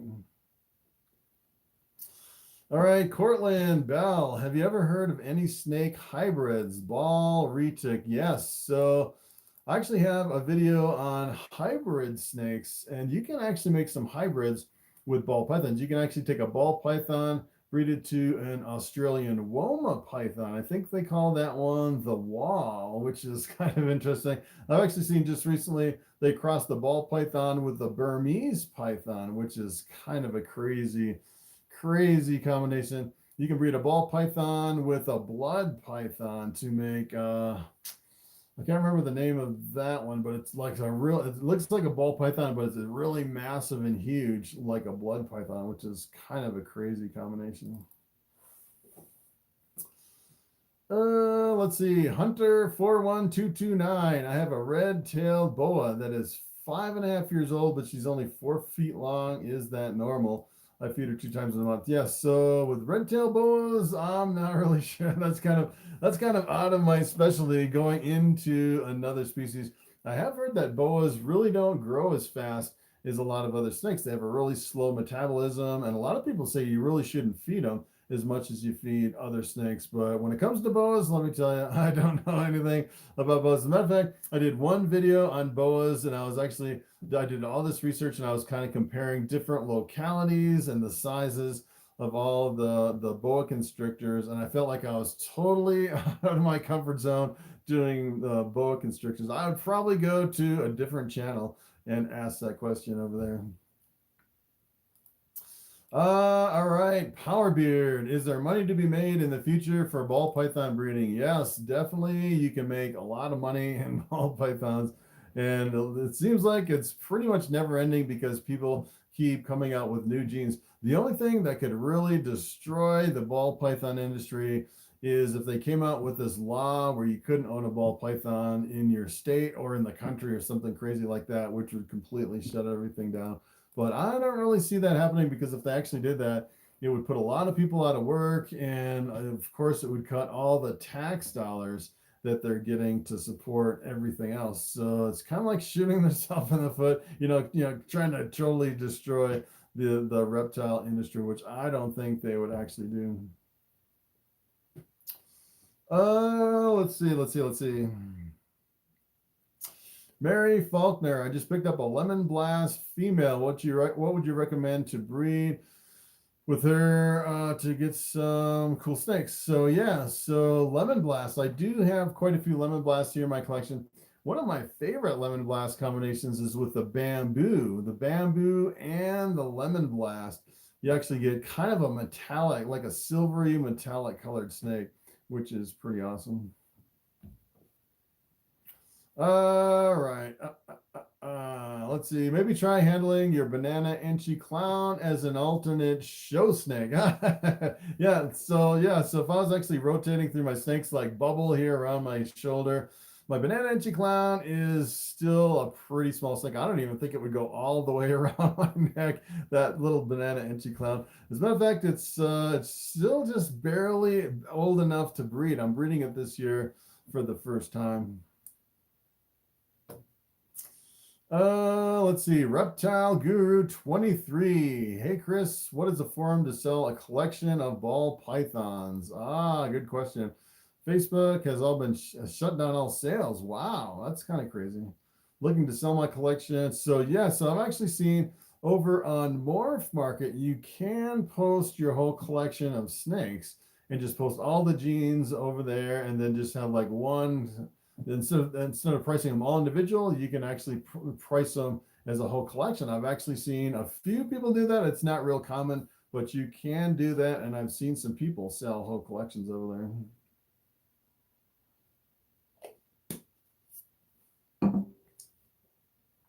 All right. Cole, what is the top 3 incubators you can buy from ball python eggs? The top 3? I'd say most people will make their own incubators. There's very few incubators that will really hold a lot of ball python eggs. If you start getting like 2 or 3 clutches of eggs, it's a little bit tricky. I'd say there are specific ones. As a matter of fact, you can actually do something. They have, I can't remember the name of it, but it's like a little cabinet incubator that heats and cools at the same time. I've actually heard some people having good luck with those. Some people say they've had some bad luck with some of those. So I would probably build your own. You could just build it out of a little refrigerator or like a beverage cooler or something like that. Line it with heat tape. You can actually go over to Reptile Basics and then get the heat tape and have them configure it and everything over there, buy a heat controller and set it up that way. It's pretty easy. I actually have a couple videos on how you can make your own incubator. Matthew Christopher, I made it. What's going on? Yeah, I'm like 100 comments behind here. So you've probably been hanging out for a while. I'm just going to scroll down. How many comments? All right, I'm slowly chipping away at these comments. We've been going for an hour 22. 93 people still on the stream. All right, let's see. How's it going? What time do you stream weekly? Yeah, so I've been streaming lately every Saturday and Sunday. I start at 6 p.m. Mountain Standard Time and go to 9 p.m. Mountain Standard Time. It's kind of one of the new things I've been doing just on the weekends. I don't know. I don't know. It kind of breaks up the channel, so I'm not doing the same videos all the time. Kind of breaking stuff up a little bit. All right, what tank type and size do you recommend for a juvenile ball python? I'm thinking what would be best for my future ball pythons. So you can actually, yeah, so I really prefer doing these like ARS racks behind me, because you can actually get the individual levels and buy them pretty cheap. As far as if you actually compare like a glass enclosure with the hide and everything else to some of these gray tubs, you'll actually see the gray tubs are a lot cheaper if you buy them just one level at a time. So I've seen some people where they'll do just one level and put it right on the floor, and then they'll have like right next to it like a couple levels of a different size of a rack. So for a hatchling, I would do like you can do like a hatchling rack over here, or for like a juvenile, you could probably do like the ARS 5040 tubs, or they have like, I think they have like a 5020 over there where you can actually just get 2 tubs per level. I'd probably do something like that. All right, we've got another super chat. DC, throw in a like on the live stream. Thank you, everybody. Yeah, so I don't know if the likes really help me on these live stream videos, but it's kind of interesting to see how many likes I get at the end. Hey, I got 1 thumbs down. What's going on? Hey, if you actually did that one thumbs down, keep in mind you can always go back and change it to a thumbs up. All right, let's see. All right, let's see. Owen, I love your channel and you fueled my love for snakes. Thank you.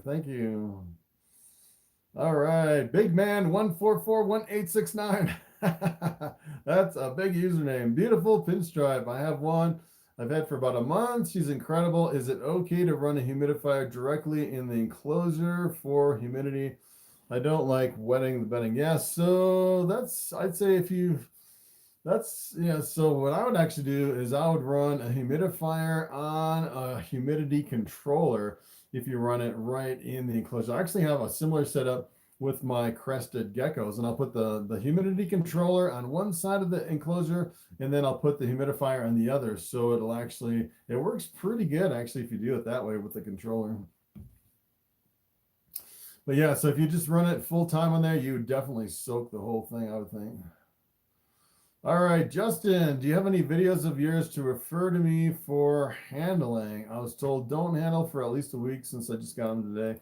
So yeah, a lot of people say don't handle for the first week. And personally, I like to handle my snakes as soon as I get them. As a matter of fact, when I get a snake, I like to handle them for like an hour or maybe even 2 hours on the first day, just so he gets used to me and gets used to everything. But a lot of people say that a lot of people actually say that you shouldn't handle them for a week, which is kind of crazy. Let's see. Wait. All right. I just lost my place. Hold on. All right, now I'm back on track. All right. So DC says, thank you so much for all your advice. Yes, thank you. Lupita, do you ever randomly handle snakes for no reason? Yes. Well, I don't know. It's usually when I'm going through my collection and I'm spot cleaning my tub, if I pull out a tub and they have a mess in there, what I'll actually do is I'll take that snake out and I'll put that snake around my neck. And then that way they get used to me and I can spot clean without really disturbing the snake too much. And it really calms down the snake. So that's usually the main time when I handle most of my ball pythons.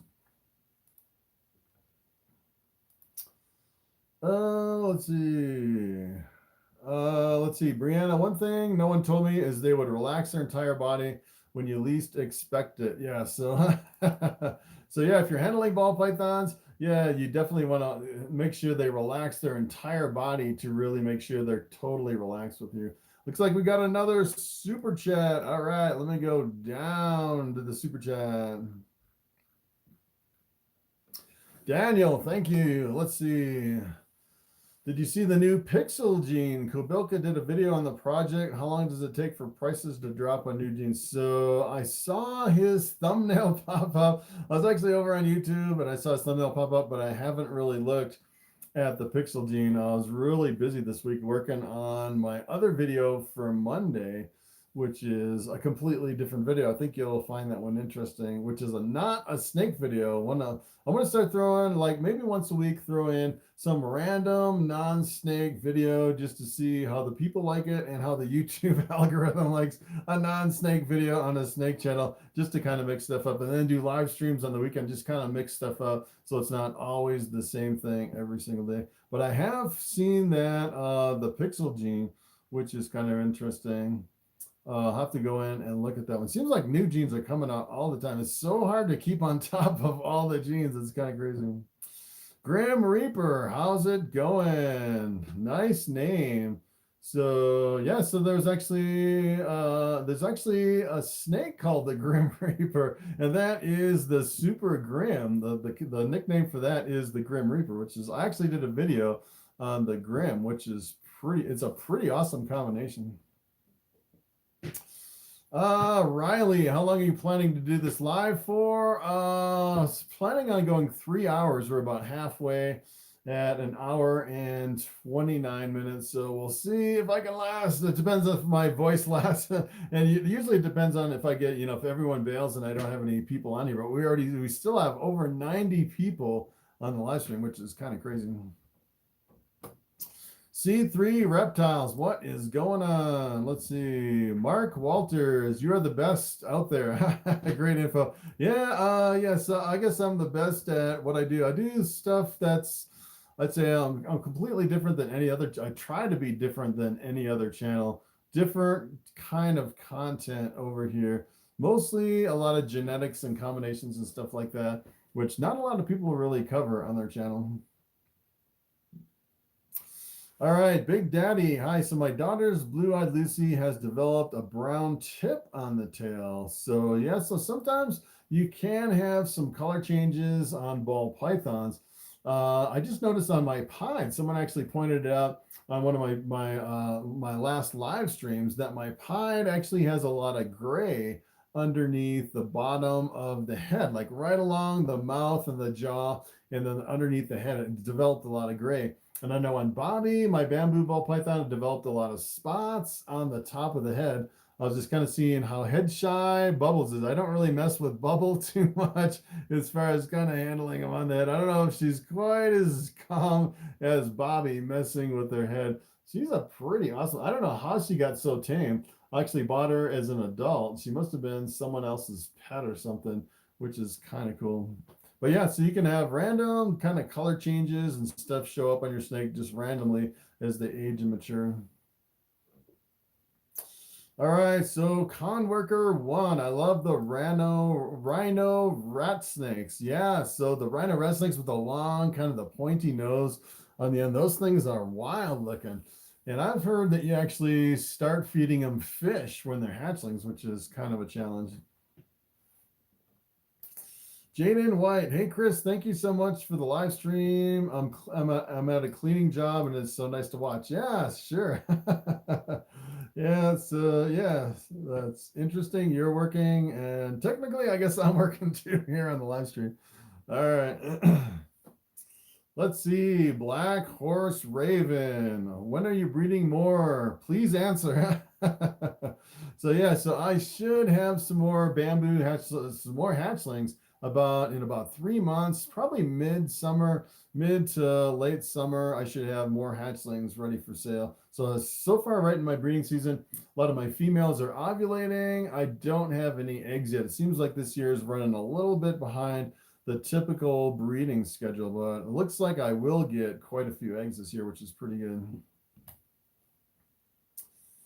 Let's see. Yeah, so on those, I'll actually be posting them over on Morph Market. And every time I get eggs, every time I have hatchlings, I'll do the videos as far as collecting the eggs and cutting the eggs and putting them up for sale. I usually do a lot of videos on my hatchlings, so you'll definitely know when I have some for sale.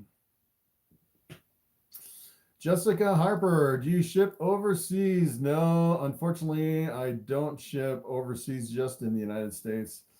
I think you need a special permit to ship overseas, and I think the shipping can be like $500 to $800 to ship overseas, which is kind of crazy.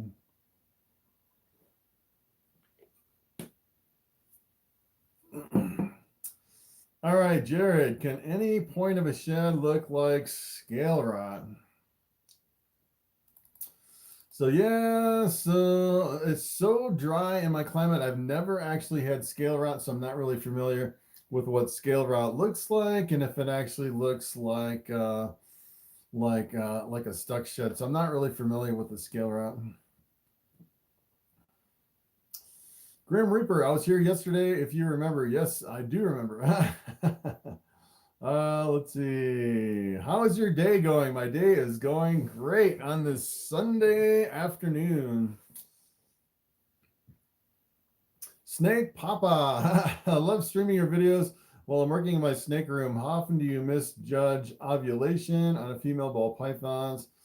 Yeah, so I have seen some where I think it's ovulation. As a matter of fact, if I don't really pay attention to the feeding schedule, and you feed them something, sometimes if you feed them like a large rodent and then a few days later they can kind of bloat with those rodents, especially if you feed them multiple rodents, you can actually mistake it for an ovulation. So what I'll actually do is I'll look for ovulations, and then I'll look at the feeding card on the tub to make sure I haven't fed them within the last week or so, which can really confuse you when you're looking for the ovulations. Right, Cole. I got a super banana pinstripe Mojave male, and I'm picking up 4 normal females. Awesome. Nice. Yeah, normal females are pretty powerful. That's the way to go. I still have a lot of normal females. It's like every time I think about getting rid of them, they lay a whole bunch of eggs, and I'm like, all right, I'm going to keep my normals. And it takes so long to grow up the females. That's the other thing. Poison LOL. Have you ever had a king snake? As a matter of fact, I started in king snakes before I got into ball pythons. I had just kind of a whole bunch of random snakes when I first started. I actually had Arizona mountain king snakes. I had the desert phase California king snakes, the black and white banded ones. I had a banana phase California king snakes that are kind of like it's almost like a light yellow and then brown banded California king. So I've had quite a few king snakes here in my collection. All right, rainbow ball python, rainbow royal ball pythons. All right, skipped right over me earlier when you have a clutch with 6, 7, or 8 plus morphs, and you have one hatchling that is very similar to another with a slight difference. Do you have someone you ask? Yeah, that's the problem is if you had like, 8 gene combinations, and a lot of times it's hard to actually ask anyone. That's what I really find is really difficult as far as identifying your snake. There's really nowhere you can go to post pictures and then get someone who's really knowledgeable that can pick out all the individual genes. What I would probably do is go back to the person that you bought one of those snakes from.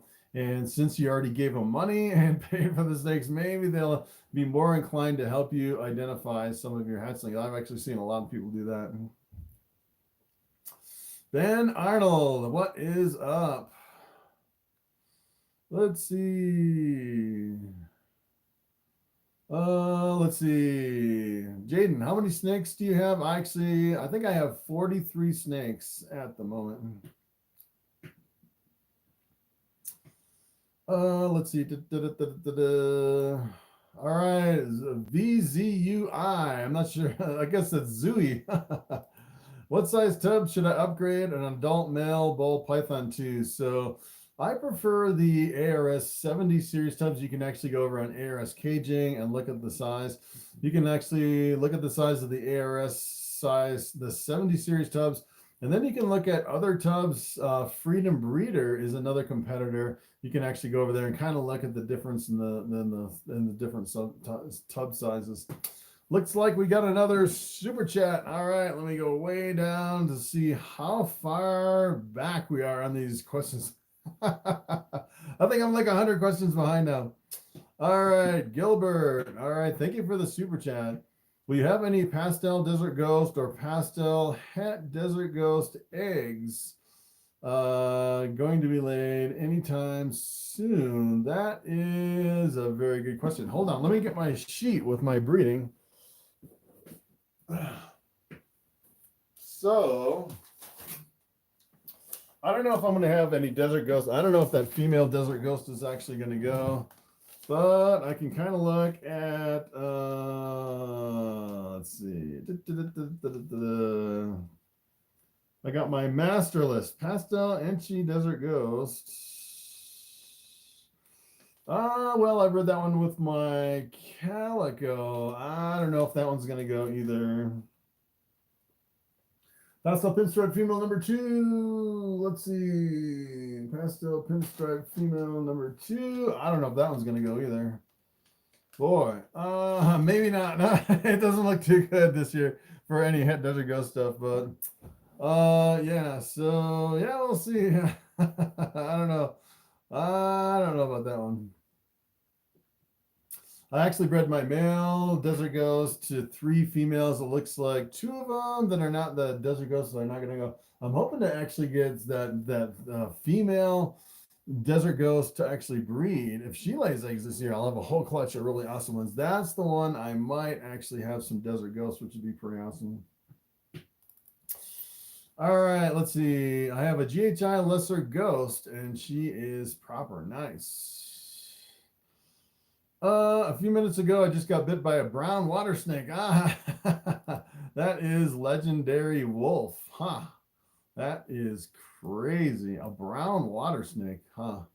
I assume that's not your pet brown water snake. That's kind of crazy.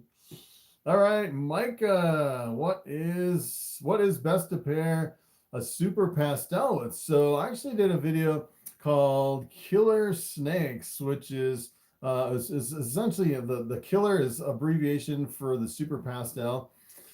And I pretty much said on that video that you can take a super pastel, breed it to any other super pastel, and get amazing combinations working other genes into a super pastel. So what I would actually do is I'd get another super pastel with other genes in the mix and base your collection around the super pastels. You can make pretty much all amazing super pastel combinations, which is something I had considered about doing if I actually had more room in my reptile room there. So I'm kind of running out of room here. All right, Ben Arnold, I'm about to start my first breeding project. What are submit level projects I should start with? So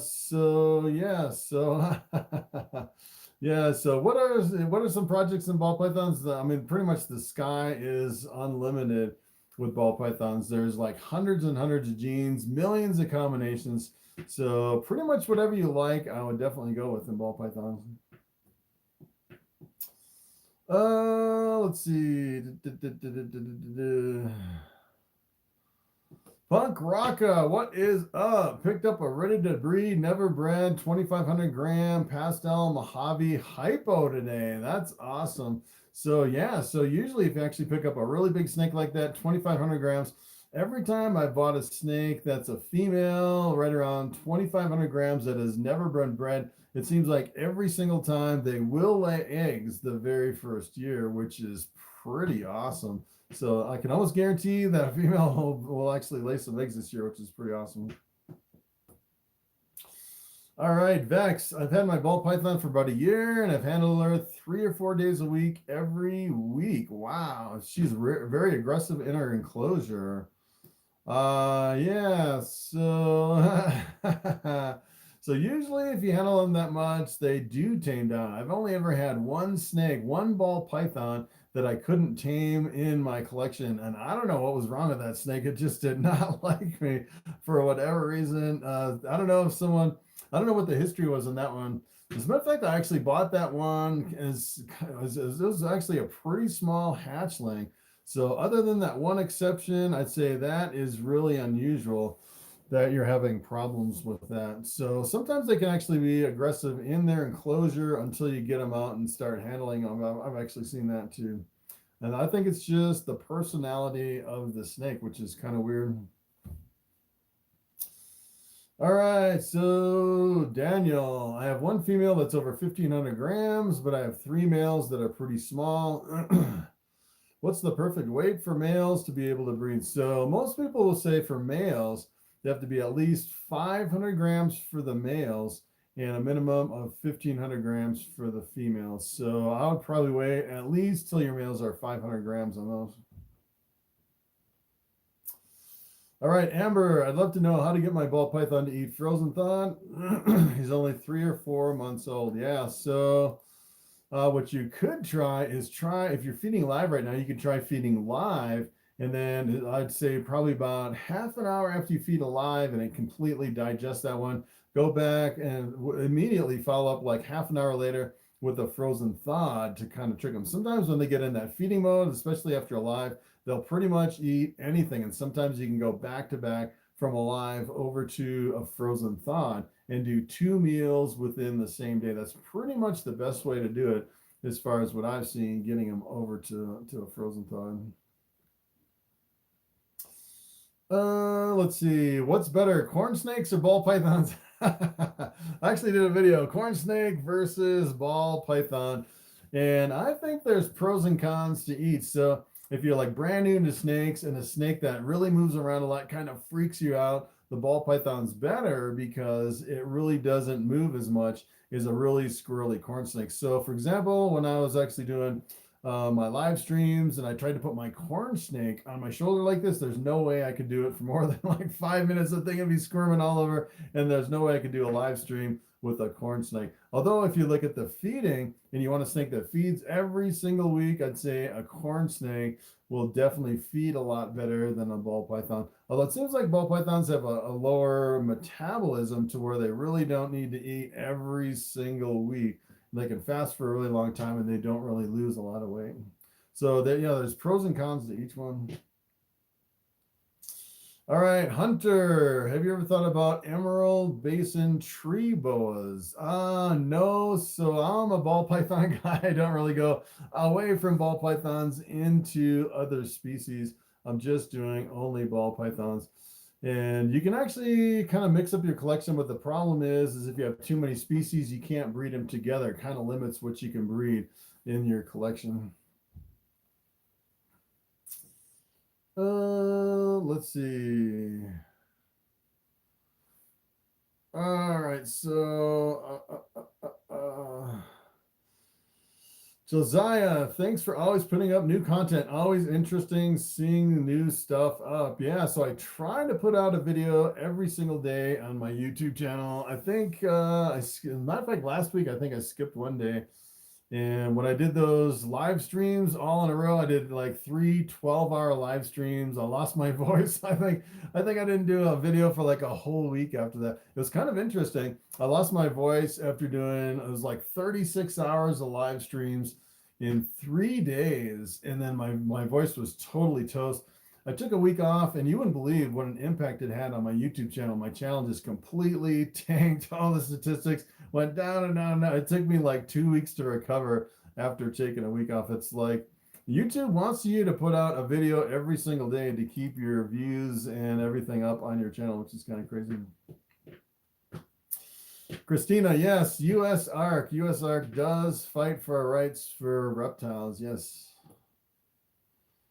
Let's see, Australia, New Zealand, Spain, and more ban ball pythons. Yeah, so I thought that was kind of crazy. There's a lot of people that come on the channel from Australia.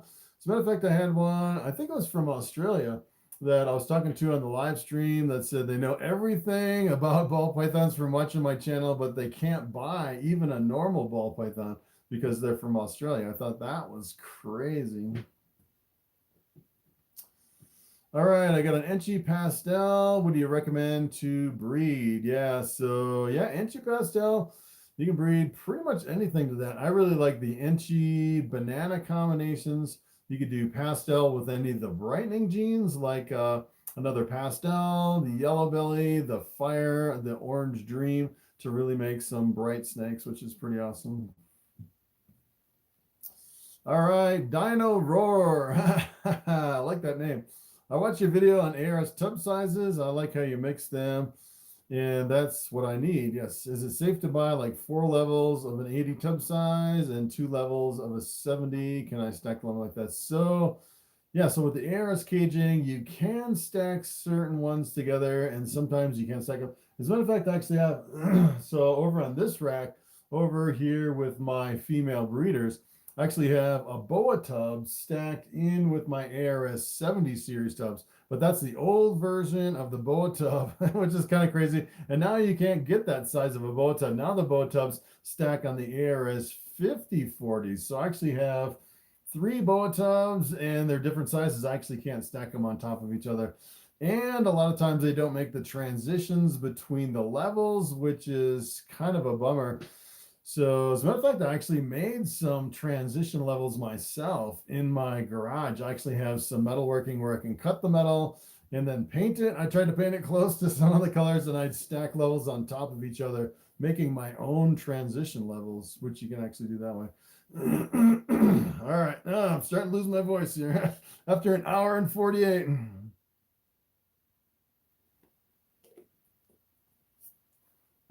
All right. Jaden, hey, is a banana ball python from PetSmart a true banana? Yeah, I would say you really can't confuse a banana with anything else. Nothing else really looks like a banana. And yeah, so if you actually buy a banana from PetSmart, possibly you could have other genes in the mix in a combination like that. So sometimes I've actually seen some PetSmart actually just sell fancy ball pythons, and you don't really know what the genes are in those. Matthew Christopher, what is up? I do not suggest reptile basics. So so as far as I know, the only place to get really customized heat mats that are configurable to make an incubator is Reptile Basics. So you can actually go over there and have them cut the size, and you can have them put on the electrical connections over on Reptile Basics. I've seen sometimes at the reptile shows, you can actually have them custom made at the reptile shows. Some of the vendors will sell them there. But as far as getting like a custom heat mat, so if you wanted like an 8-foot long heat mat and have them put electrical connections on the sides, I don't know if you could actually get it from anywhere else other than Reptile Basics. I've ordered quite a bit of stuff from there, and I've never had any problems with that company. Hi from India. What is going on? You have a really long name. I don't know if I can say that name. Sivasangari. Yeah. That is a long name. All right, let's see. Mixed one up for you, Morphs. Nice. I recently had a male and a female act like two males that has bred before. Interesting. How long would you let the male go if the female's not interested? So so what I usually do is I put the male directly on the female when I'm pairing up the males and the females. What I like to do is take a little watering can and sprinkle a little water over on both of them, the male and the female. Sometimes just sprinkling them with a little bit of water will kind of stimulate them to breed. Sometimes like one will be in a bad mood or like an aggressive mood or like in a feeding mode or something like that. And if you can kind of snap them both out at the same time with a little bit of water sprinkled on top, sometimes that'll actually stimulate the breeding of your males and your females. Looks like we have another super chat. All right. Yeah, I'm like way behind on these comments. All right. Let's see. What are your thoughts on the urban camo project? Yeah, so I love the urban camos. Not very popular. They're kind of like it almost looks like a pie that has splotches of white and black and gray and almost like a genetic paradox, similar to what you'd see in a lot of the super cinnamons on those. Those are pretty awesome. I was like, yes, it would definitely be worth it to get into that project. And since there's not a whole lot of them out there, the prices remain pretty high on those urban camos.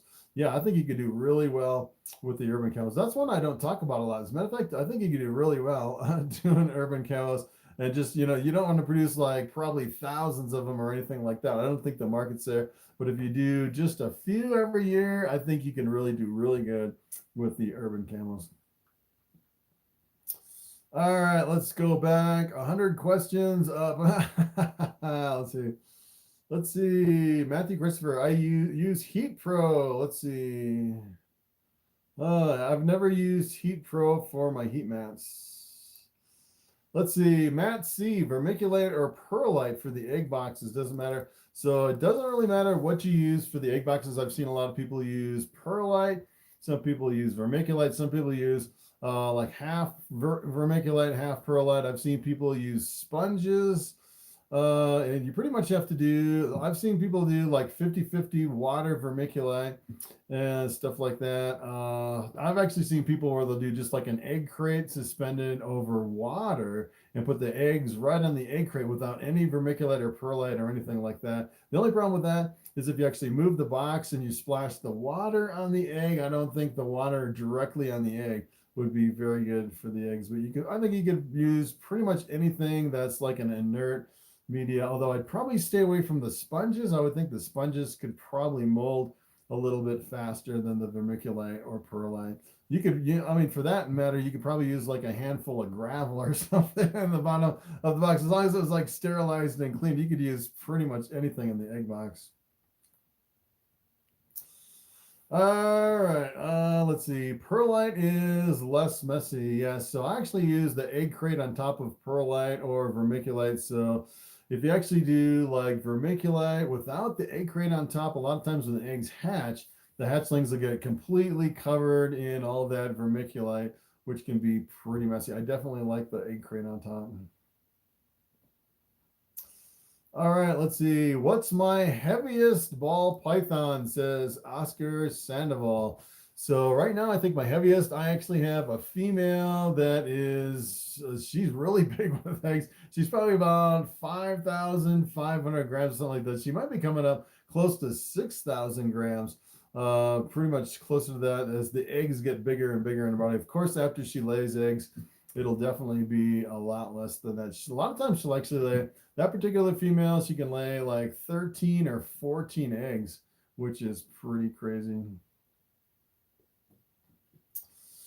Let's see. Let's see. Some of these questions are repeats. All right. Matthew says, do you feed in the enclosure? Yes, I feed in the enclosure for all my ball pythons. As a matter of fact, when I first got into snakes, I went into a reptile store that specialized in reptiles. And what it was kind of funny, I had no clue about snakes or anything. The guy actually had all these plastic totes lined up on the floor, and he'd take all the snakes out of the enclosure, put them in these plastic totes, and then try to feed the snakes in the plastic totes. I thought it was ridiculous, and a lot of people will recommend not using an external feeding tub versus feeding directly in the enclosure. All right, Rocky Man, love the channel, Chris. Thank you very much. Let's see. Become a daily vlogger. Yeah, so if you actually look at YouTube and you do daily vlogs, let me tell you, it's really tough to get a lot of repeat viewers on some of your older daily vlogs. So for example, if I actually did a video on the pied ball python, it's kind of like evergreen content where every time someone buys a pied ball python, they go back and look at that video about the pied ball python. Versus if you're doing a daily vlog, I'd say most people are only looking at your current stuff, the stuff that you're constantly putting out. They won't go back and look at your daily vlog from like 3 weeks ago or like 6 months ago to see what you were doing 6 months ago. A lot of people will just jump to your current stuff. So I'd say it's a little bit tougher to be a daily vlogger, but you can actually do it. I'd say if you're just starting on YouTube, that'd probably be the easiest way to start is to do daily vlogs and just do random stuff. That's kind of the way I actually started when I first started on YouTube here. I kind of just did random stuff with my ducks and my cows and my dogs, and I'd just go on and on and on for like a whole hour, and some of my older videos were really long and just really mixed content.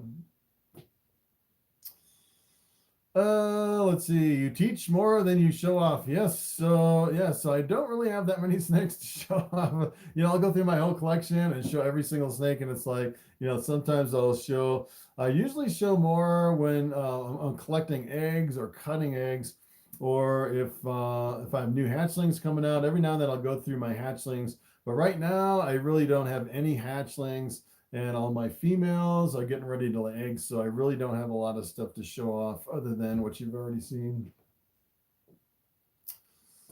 All right.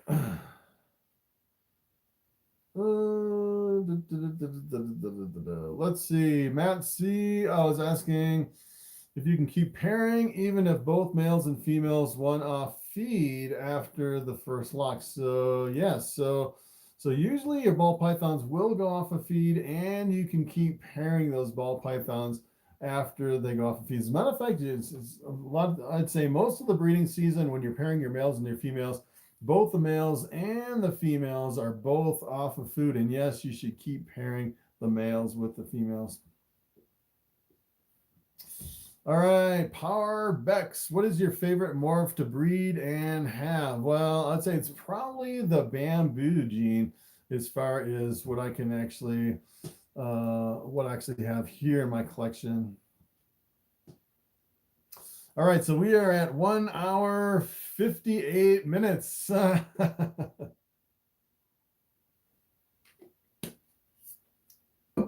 right, so I think I'm going to get Bobby. We'll give Bubble a break. Bubble's been doing really good.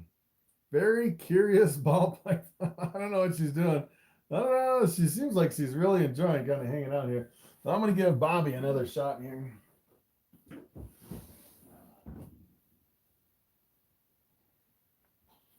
All right, Bubble. All right. All right, Bobby, you ready to come back out? Oh, yeah.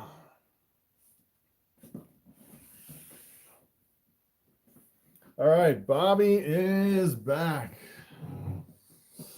Maybe Bobby can do the last hour here in the live. Oh, let's see. Let's see.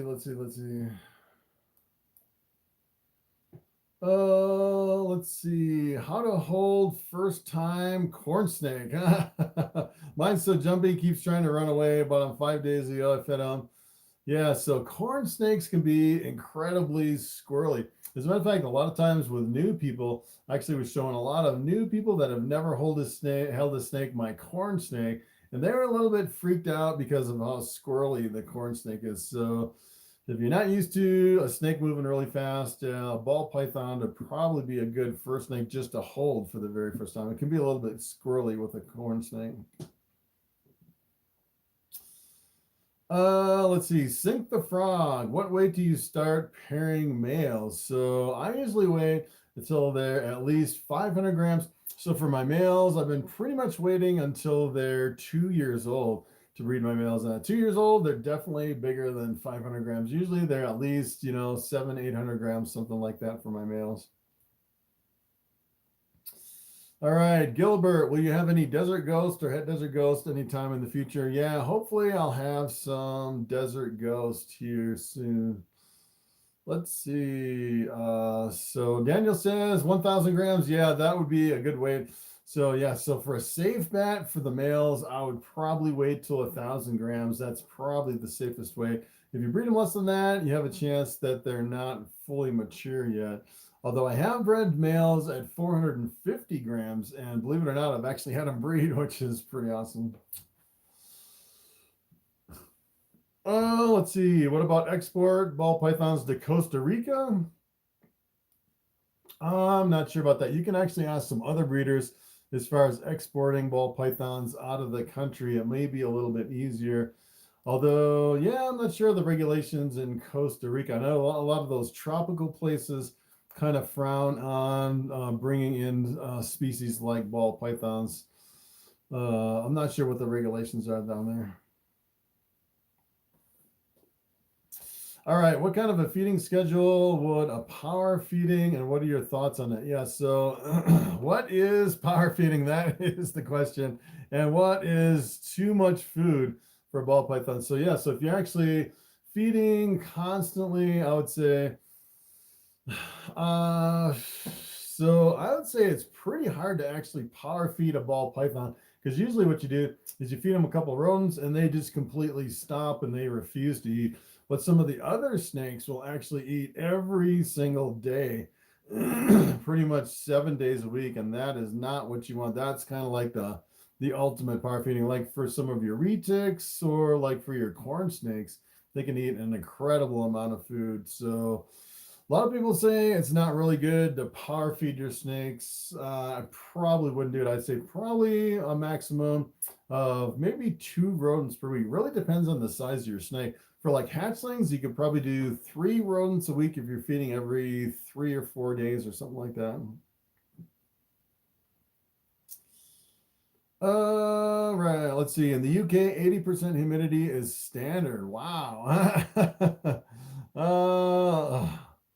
All right, Bobby, what are you doing? Bobby wants to head for the floor. What are you doing, boy? Come on. All right, no, you can't go down to the floor. You have to come up here by the camera. All right, you crazy snake. Let's see, Teddy Roosevelt. I like banana. Nice. I like the banana too. It's a pretty awesome gene. Not a fan of bamboo. Yeah. Yeah, so bamboos can be pretty challenging when you breed it into other combinations. So they're in the blue-head leucistic, so they make a lot of white snakes when you breed them with other snakes, and a lot of times it can really mask a lot of the other genes. But as far as just a straight standalone gene, it's one of the most impressive single genes. So it's kind of a double-edged sword with the bamboos. Which one is better, albino, banana, or bamboo? Well, the albino is a recessive gene, so it's a little bit trickier because you need 2 copies of the gene for a visual. Although the albinos sell pretty good at the reptile shows. Bananas, the kind of the tricky part with the bananas is a lot of times you'll get the male makers or the female makers, which is kind of the difficult part of the bananas and the coroglos. Or the bamboos. Obviously, the bamboos are the best gene, which is my personal favorite out of the 3. But each one has its challenges and each one has its advantages. Kind of personal preference when it comes to different genes. Let's see. Let's see. Banana and bamboo are easier to work with. Yes. The adder gene, I actually haven't done a review on the adder gene. I'll have to look into that one. Small boy Shay, Chris, I need a Bobby blue-eyed leucistic in my life. Yes, I should have some bamboo lesser combinations this year, which would be pretty awesome. I'm pretty sure my female lesser actually ovulated, and I bred that one with bamboo calico, so I should be getting hopefully some blue-eyed leucistics with a bamboo. That would be, hopefully I'll actually get one of those, which would be pretty good luck if I get one. Have I ever been bitten by one of my snakes? Yes, so I say probably over the last 6 years since I've been breeding ball pythons, I've probably been bitten maybe over 100 times from ball pythons. And I'd say the majority of them are probably from hatchlings. When I'm pulling the hatchling out of the tub, like probing the hatchling, trying to figure out the males and the females, that's usually when I get bit. Or like an accidental feeding strike when I'm feeding my snakes. Or, you know, it seems like my hatchlings, if I don't handle them enough, sometimes I'll just get the little tap, like a little pinprick, as far as just a little tiny bite from my snakes. I've only been bitten really bad, maybe 2 or 3 times where they bit me and grabbed on and drew blood. So not too bad as far as like the really painful bites that I get from my snakes here. Any tips for talking my wife into letting me getting a false water cobra? Yeah, that's I don't know about false water cobras. I'd have to do some research on that species. Yeah, but as far as convincing your wife, I don't know if I could be any help on that one. All right, let's see. Leopard super pastel favorite. Yes, super pastel leopards are pretty awesome. Super pastel is what my collection is based around. Yeah, so yeah, that would be awesome, the super pastels. Let's see. Oscar asks, are you planning on extending your reptile room? No, I think I'm just going to keep it. As a matter of fact, I could probably get in maybe 1 rack over here if I expanded it a little bit. I could maybe, if I could move some of this other stuff out, I could probably get in 1 more rack here in my reptile room. But as far as expanding it into another room or another building, probably not. I pretty much got my hands full with what's going on here in my reptile room. Probably what I would do is if I decided to really upgrade my reptile room, I'd probably unload some of my cheaper genes and invest in more higher end genes, maybe like some Confusion or some Sunset, maybe some Het Monsoons or something like that to really up my game as far as my genetics here in my reptile room. That's probably how I would really upgrade as far as my ball pythons. All right, Bobby. Oh, let's see. We are at 2 hours, 8 minutes. We're going to go for 3 hours. We'll try to go for 3 hours. All right, let's see. Javante McGee. Hello, my ball python has been laying on her side. It's been about 3 months since she last paired. So yeah, so I always thought when the ball python kind of laid on its side, I thought it was the females kind of moving around the immature follicles inside of the snake. But I've actually seen quite a few males laying on their side, acting like a female flag. So I don't necessarily know if it's specific to the females full of eggs, because I've actually seen the males do it as well. So that's that was a little bit confusing when I first started out seeing a ball python lay on its side like that. All right, let's see. All right, gaming. What are some of the signs that your females are not receptive? So what I actually do is I just pair my males and my females and close the tub for 3 days, and I don't even look at them. And a lot of people, what they'll do is they'll actually watch for the ovulations and try to get the males and the females to pair and try all these different tricks as far as getting them to actually copulate in the tub. When what I do is I just put my males with my females. I don't have a really vigorous approach when it comes to that, since I'm just kind of like just throw them together and hope for the best. And it seems like it works most of the year as far as getting like anywhere from, I usually get about 100 hatchlings every single year. So I do pretty well as far as just doing what I'm doing. All right, Micah, Chris, I fed my new ball python a mouse I think is too large. I freaked out and called the pet store. He seems okay now. Just keeping the temperature up for a digestion. Yeah, so if you feed a rodent that's too big for your ball python, sometimes it can eat it and it can kind of freak you out because it'll get really super big and bloated. And they can actually handle quite a big rodent compared to what you think they can handle. It should be okay handling a really big rodent. As a matter of fact, if you actually have a snake that eats something that's too big, pretty much the worst thing that can happen is that it would actually regurgitate that rodent and throw it up. I don't think you could actually kill your snake from it eating a rodent that's too big. So I would definitely not handle that snake at all and just pretty much be completely hands off. Make sure it has really good heat for digestion. Usually it's about 88 to 90 degrees in the hot spot for digestion. And I think you should be okay with that. But yeah, sometimes it can kind of freak you out. Let's see. Tail wagging, yeah, tail waggings, yes. So if you put the male in and the female wags the tail, that's a good indication that your snakes are gonna breed usually. But keep in mind, your males and females can copulate over and over and over, and you still might not get eggs from that pair. So even copulation is not a sure sign that you'll get eggs.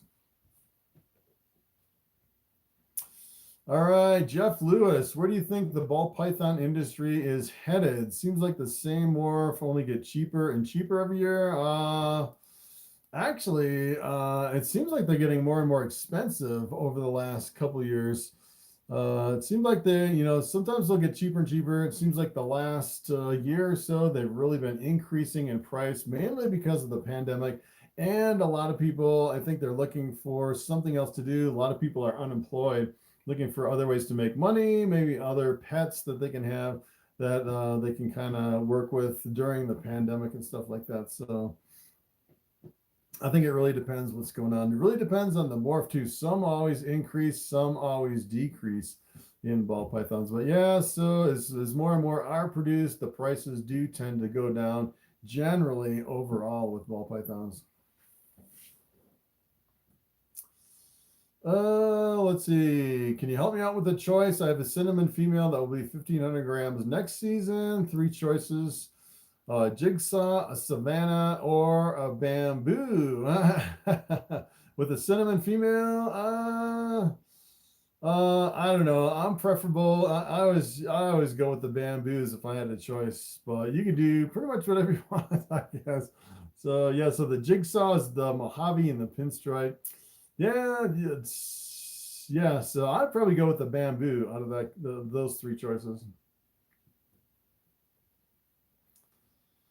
Let's see. ARS are terrible to work with international. So yeah, as far as ARS caging, I'm not sure if they actually ship overseas. I know a lot of these rack companies like ARS and Freedom Breeder are like way behind on production because there's so many people that want rack systems. It's pretty cool. A lot of them are like months and months behind. You can't even get them now, which is kind of crazy. All right, let's see. Slowly catching up on these questions. All right. Let's see. Reptile Basics heat mats are banned in the UK. Wow, as they're seen as a fire hazard. Wow, really? Reptile basics. That is crazy. I didn't know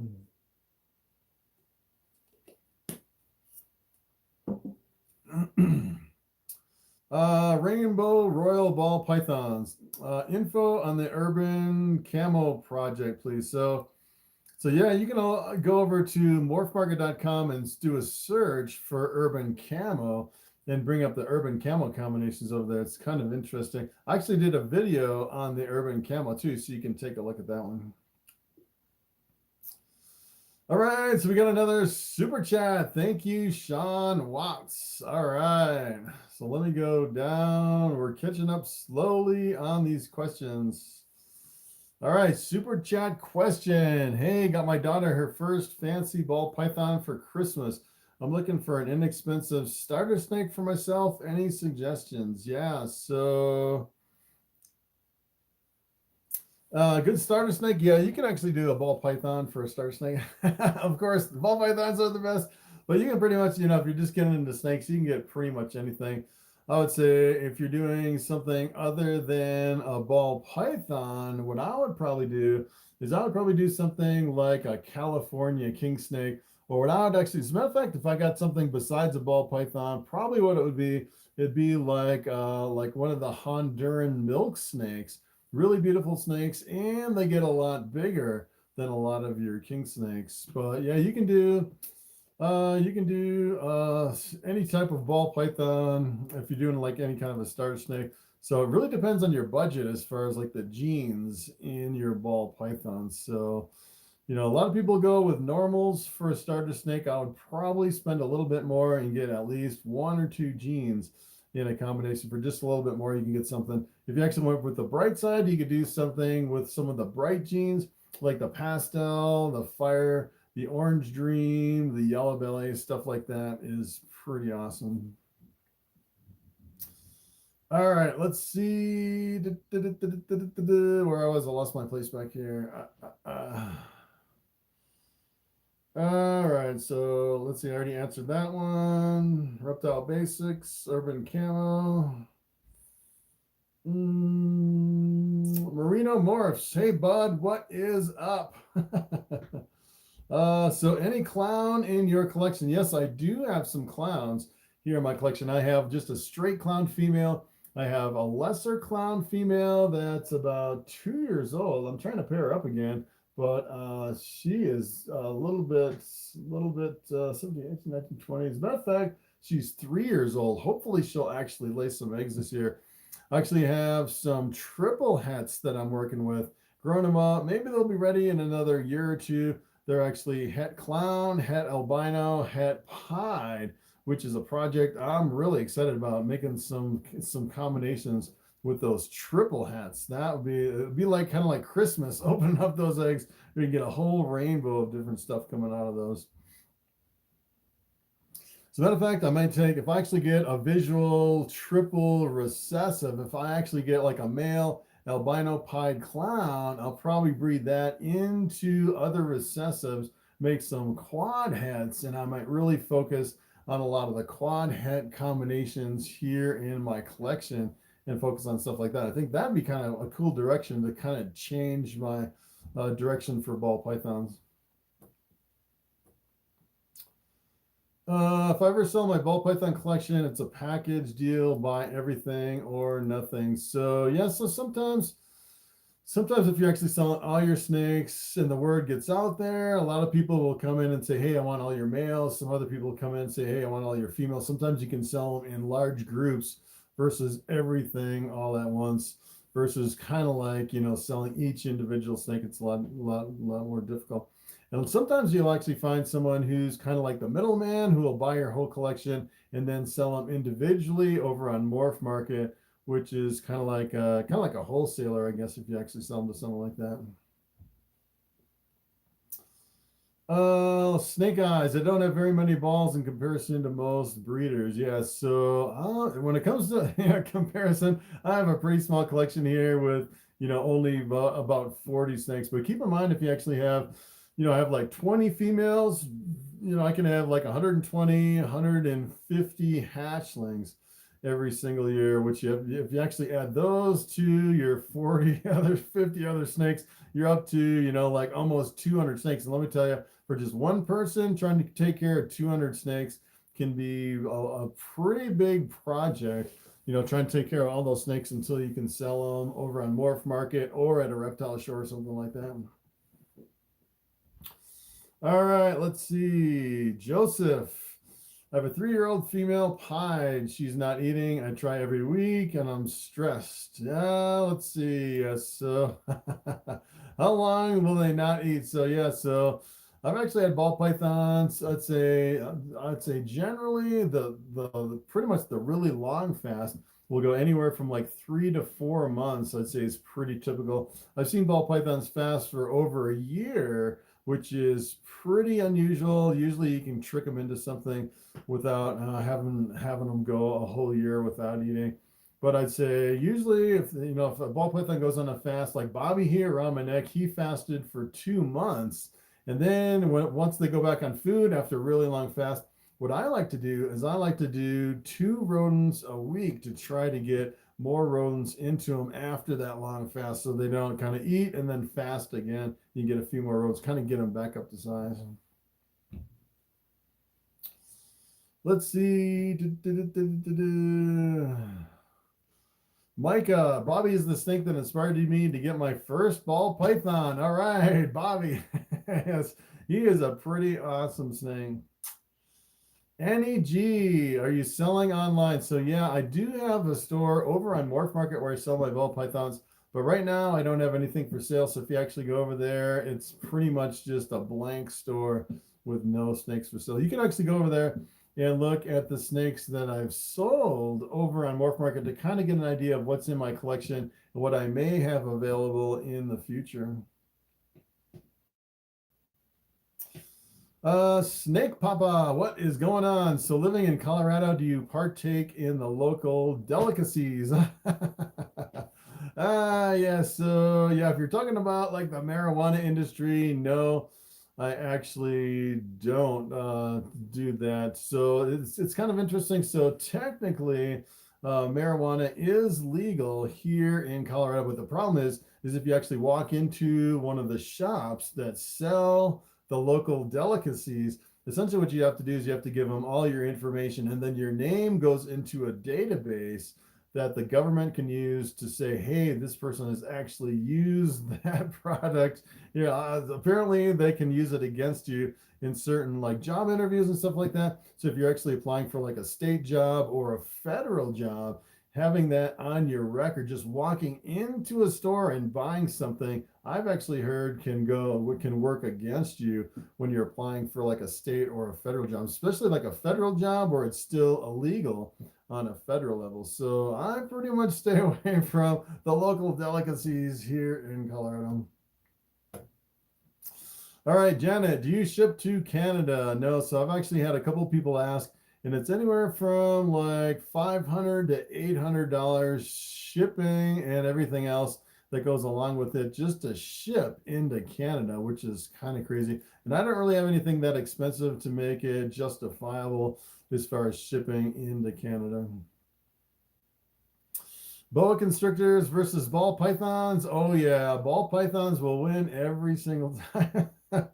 No, it's almost like comparing like a truck to a minivan. It's like a completely different beast, and you really can't compare ball pythons to boa constrictors. I'd say most people, as far as a pet, especially if you have kids or something like that, a boa constrictor gets a little too big for a lot of people. And ball pythons, some people say, ball pythons are too finicky of eaters for me to get ball pythons. So it really depends. It's like two completely different beasts as far as one versus the other. I would say ball pythons probably have the advantage if you look at the caging requirements. You really don't need the larger enclosure that you'd need for a boa constrictor. Let's see. All right, let's see. Sean Greenlee. I've seen some videos where they purchased a snake and it was dead when they opened the box. That is unfortunate. Is the snake insured or is the buyer just out of luck? How does this work? Yeah, so so it really depends on how you ship your snake. So if you actually ship your snake over on shipyourreptiles.com, they do offer insurance sometimes. And sometimes you have to actually meet all these different requirements for the insurance, and you have to specify how expensive the snake is. So for example, if you actually had like a like a $10,000 snake, I think it's like $3 for every $100 worth of snake for your insurance or something like that. So if you had like a $200 snake, I think it's like $6 to insure the snake. And then you have to ship with a certain, you have to make sure you have the heat pack and everything as far as getting the insurance to work through the Ship Your Reptiles. But a lot of times they'll have insurance directly through the shipping companies, which is pretty good. And yeah, it's pretty unfortunate when a snake is dead. I think, I think the pretty much the number one cause of a snake dying in shipping is people packing too much packing material in with the snake and suffocating the snake, where the snake actually can't breathe because it's squashed by too much packing material, versus like the temperature or something like that. So you have to really be careful on that. All right, would you consider Bobby your favorite snake? Yes, Bobby is my favorite. If I could only have one snake out of my whole collection, it would be this snake around my neck. This is Bobby, my bamboo ball python. He is 8 years old, just turned 8. Let's see. Lupita, I just fed my snow red rat snake. Nice. Janet, I love the bamboo. Thank you. Yes. Let's see. Jaden, what would a banana crossed with a pine produce? I have a banana. I would love to get a pine to, yeah, so keep in mind your pied with the splotches of white is actually a recessive gene. So if you took a banana and bred it with a pied, everything would be het pied, and you wouldn't be able to see one copy of the pied gene. Sometimes you'll actually get some tracking on the belly, really slight markers that you have one copy of the pied gene, but you pretty much get no visual pieds breeding that combination. And if you actually took a banana, bred it to something else, you would get half banana. So you would get half bananas and half normals. All of them would be 100% het pied from that breeding. In order to get a banana pied, you'd have to take one of the hatchlings and then breed it back to your pied to make a visual. Let's see. E-Girl Jasmine, what is up? My ball python isn't friendly. His temperature is perfect. I feed him once a week. I change his water. He tried to bite me multiple times. I've had him over 3 months now. Yeah, so depends on what size of a ball python you have. If it's a smaller ball python, like a hatchling or a juvenile, sometimes it just takes kind of pulling them out and handling them a lot and kind of snapping them out of that aggressive mode. Sometimes if it's actually an adult and it's kind of just a really cranky adult, sometimes it's almost impossible to snap them out of it. But what I've actually found, if you have a snake like a hatchling or a juvenile and you're going in the enclosure trying to pick it up and it's snapping at you, especially with these tubs, what I do is I'll pull the tub out of the rack, I'll put it on my table, and then I'll spin it around sometimes like 180 or 360, which kind of disorients the snake a little bit. And then you can actually go in and pick up the snake. And usually once you pick them up, they're completely fine and they won't bite you after that. Let's see. Thinking of getting a super bamboo male. Yeah, so if you can find a super bamboos are pretty hard to find, and they're still pretty expensive. I think you'll pay, last time I looked, they were like $800 or $1,000. When I started in ball pythons, the super bamboos were like $3,000, which is kind of crazy. Let's see, Coin Frenzy. How are you doing, Chris? I'm doing fine. We're on the live stream, 2.5 hours in. Have about a half hour to go on the live stream. Been following you for the longest. Can you say hi to me and my girlfriend? Yes. What is going on? Trying to hit all these comments. Let's see. I'm going to scroll down a little. We are about about 30 comments, 20 to 30 comments behind on the chat here. Let's see. All right, Captain Cobra, do you have insurance on your reptiles? So I'm not sure if you can have really accurate insurance. I think it'd be hard to prove the value of your snakes because the values change a lot on your snakes. Maybe you can actually sit down with an insurance agent and try to figure it out as far as the kind of the rough cost of what it is as far as your stuff. I would think you could probably kind of add it up and then maybe just pull out like a blanket policy as far as something like that. But if you had a snake that, so for example, if you had a snake die that was worth like $10,000 and it passed away for something that would be covered under the insurance, it might be kind of tough to actually make a claim on a snake like that. I don't know. I think it'd be kind of tough. You could probably insure like your racks and stuff. Let's see. Snake Eyes, what's up? Bull and gopher snakes wag and huff and puff. They're very entertaining snakes to work with. Huh. I've never owned a bull snake. I've never owned a gopher snake. I have seen some bull snakes that they're actually native here to Colorado. They can get pretty big too, which is kind of crazy. Let's see. All right, Ryan, have you ever had any males have issues with impaction after pairing them up? So I've never really had an impacted snake as far as a snake that couldn't go to the bathroom. So keep in mind, snakes don't really go to the bathroom that much. So if you've had an impaction, I would think that it would be kind of hard to spot unless your snake kept getting bigger and bigger and bigger and not passing anything. You had some serious health problems, but I've never really had any impaction with my snakes. All right, Solo Herps. ARS is based out of Indianapolis around the corner from my house. That's pretty awesome. As a matter of fact, if ARS was right down the street from my house, I'd probably be tempted to expand my collection and just go right down the street and get some more racks and then just wheel them down the street into my new facility. That would be really tempting to have ARS right next to your house. That would be crazy. All right, do you think the influx of new hobby breeders will make it harder or easier to sell hatchlings? So that's a good question. So what I've actually seen, I think the market is big enough right now that when new breeders are coming into it, I don't think there's really a lot of competition between different breeders because the market seems like it's really expanding bigger and bigger. As a matter of fact, I actually saw an article in the news where they said sales of reptiles are up like 800% this year. Everybody is buying snakes and ball pythons, which is kind of crazy.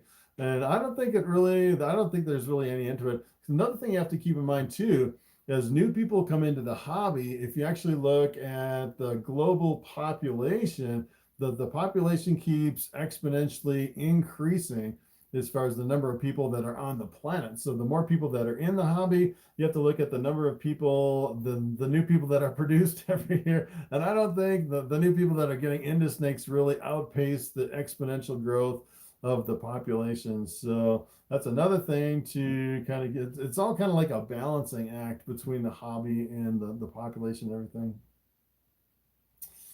All right, so let's see. Pro Radiant heat panels are the best heat panels you can get. So yeah, so I actually have one heat panel over on my reticulated python. I've never actually thought about putting a heat panel on Ball Python. And essentially what that is, it's like a big solid panel that goes above your snake on the top of the enclosure, and it pretty much radiates the heat from the top down to the bottom, and you put a heat controller on that. So that would be kind of interesting using a heat panel on a ball python. I never thought about that. I think a lot of the heat panels are designed for like the big 6-foot long enclosures for like your really big reticulated pythons and your boas and stuff like that.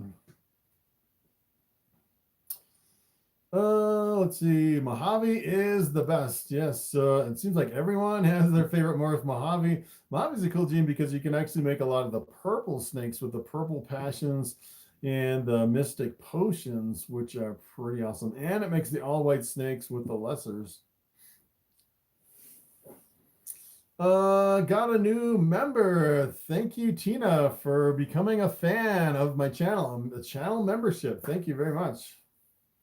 I will definitely. So all my Patreon supporters and my members, the fans, you can actually become a member of the channel. I actually put you on the end screen of every single video. As a matter of fact, that thing's getting so big. If you go to like some of my recent videos and look at like the end screen all the way at the end, like the whole screen is full of Patreon members and channel members, which is pretty amazing. I might have to go to like a second page or like a scrolling list or something like that.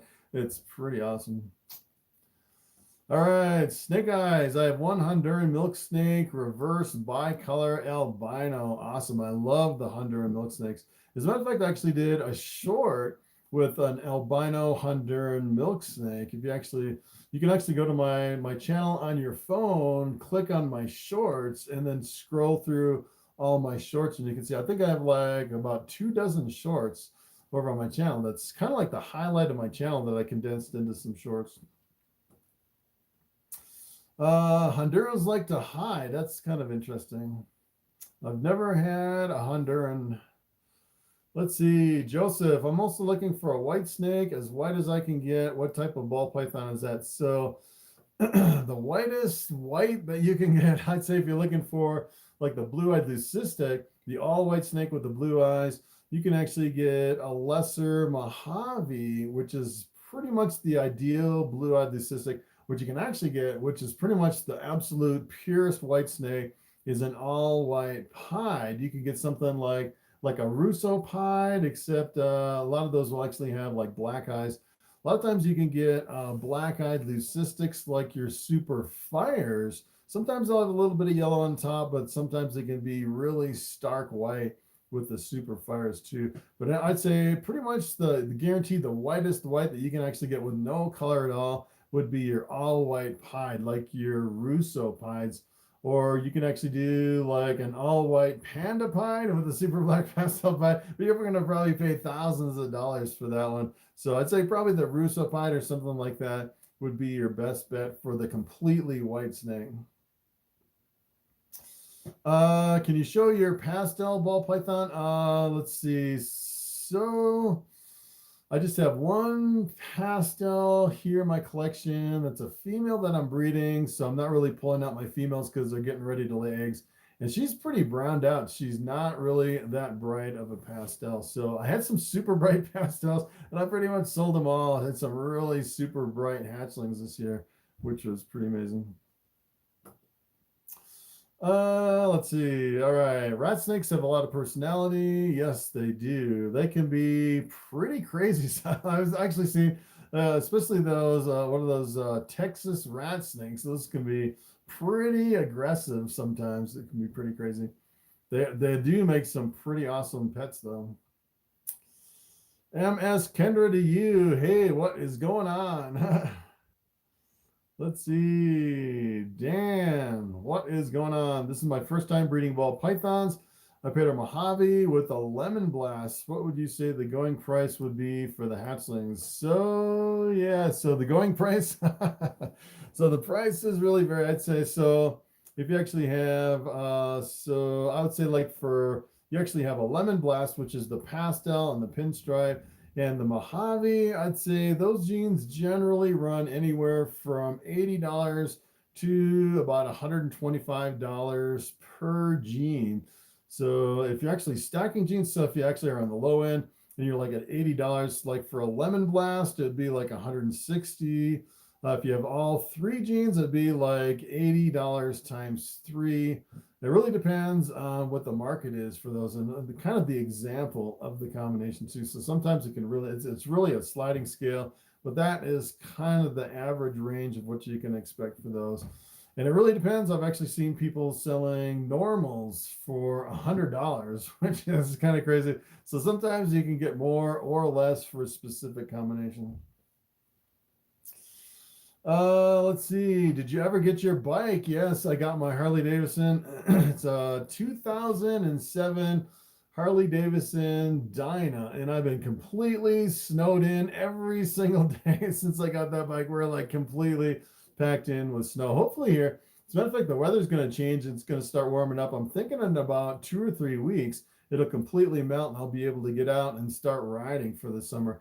I've been going through and doing some modifications. I got a really tall sissy bar on the back. I upgraded to LED lights and did some stuff like that. So it's pretty awesome. As a matter of fact, I'm thinking about taking that bike to maybe doing the Pueblo Reptile Show here in about 7 weeks.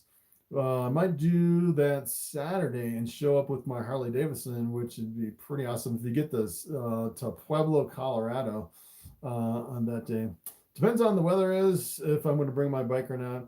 Actually, the very next day on that Sunday, they have a bike rally that I might go to in Colorado Springs, which is pretty awesome. All right, so we are at 2 hours, 39 minutes, 87 people still on the live, which is kind of crazy. So I'll go another 20 minutes for the 3 hours Sunday night live stream. All right, so yes, how much do you spend monthly on your reptiles? So that is a good question. So as far as bedding, I go through, I'd say, well, it really depends on how many snakes I have. With only about 43 snakes now, I don't really go through that much bedding. So my big expense is the bedding and the food for the rodents.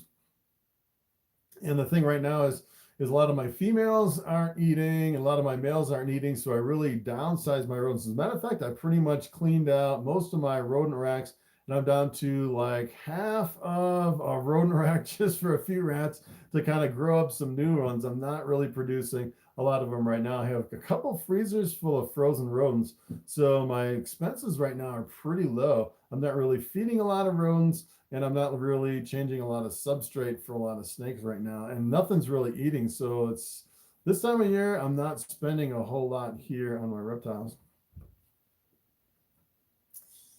Let's see.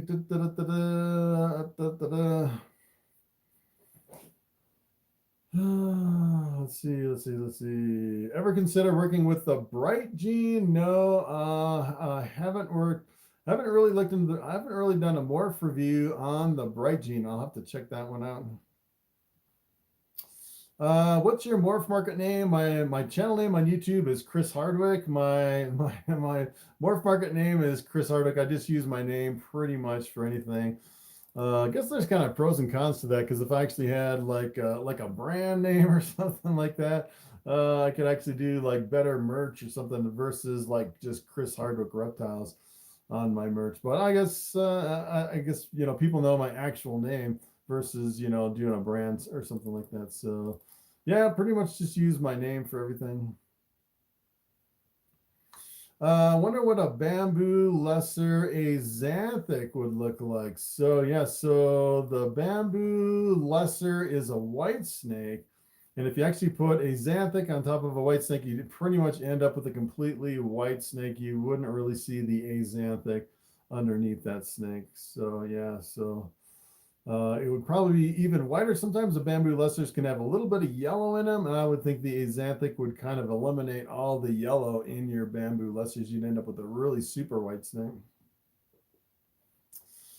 All right, Shane Turner, how long do you keep your males with females when breeding? I actually keep them 3 days, and then I slowly open the tub and look in there. If they're still locked together, I'll give them another day or two. But usually they're not locked after 3 days. And then I'll take the male, move it to another female for another 3 days. So that male gets 6 days between 2 females. And then I'll give it like a week and a half off to feed and digest and kind of recover before I move it into another 2 females. Let's see. Love the show and the great info. Thank you. Let's see. I want to look. Oh, look, we're almost caught up on the questions. It's funny how that works. I'm like, for a while there, I was like behind like 100 questions on the live stream. And now here we got like 15 minutes left. I'm finally catching up with all these questions. All right, maybe I can get all the questions, which would be pretty awesome. All right, let's see. Dakota Riley, I'm having a problem getting my python to eat. It's been 5 months. Yeah, so they can be a little bit challenging. I would probably try, what you could actually try is you could try like a frozen thawed African soft fur, you could try like a frozen thawed hamster. As a matter of fact, you can actually go over to like Rodent Pro and actually get kind of a whole variety of different rodents. You can get, I think you can get hamsters, African soft furs. I would probably try like a large frozen thawed jumbo mouse. Sometimes you can do that. You can try like a small live rat. You can try, probably as a last resort, I would do something like a live jumbo mouse to get it to eat. Pretty much anything will eat a live mouse. And it really depends on the size of the snake. So if you have a really big snake, sometimes a live mouse would be a little bit too small. But if you have something like a juvenile or a young adult, a live mouse will actually get them back on food usually every time. Anna Howell, hello from Alaska. What is going on? We're new owners and your videos have been super helpful. Thank you. Yeah, I try to give helpful information. All right, Bobby. Bobby's getting a little bit squirrely. He keeps wanting to crawl down my back and crawl on the floor. All right, we have 15 minutes left on the live stream.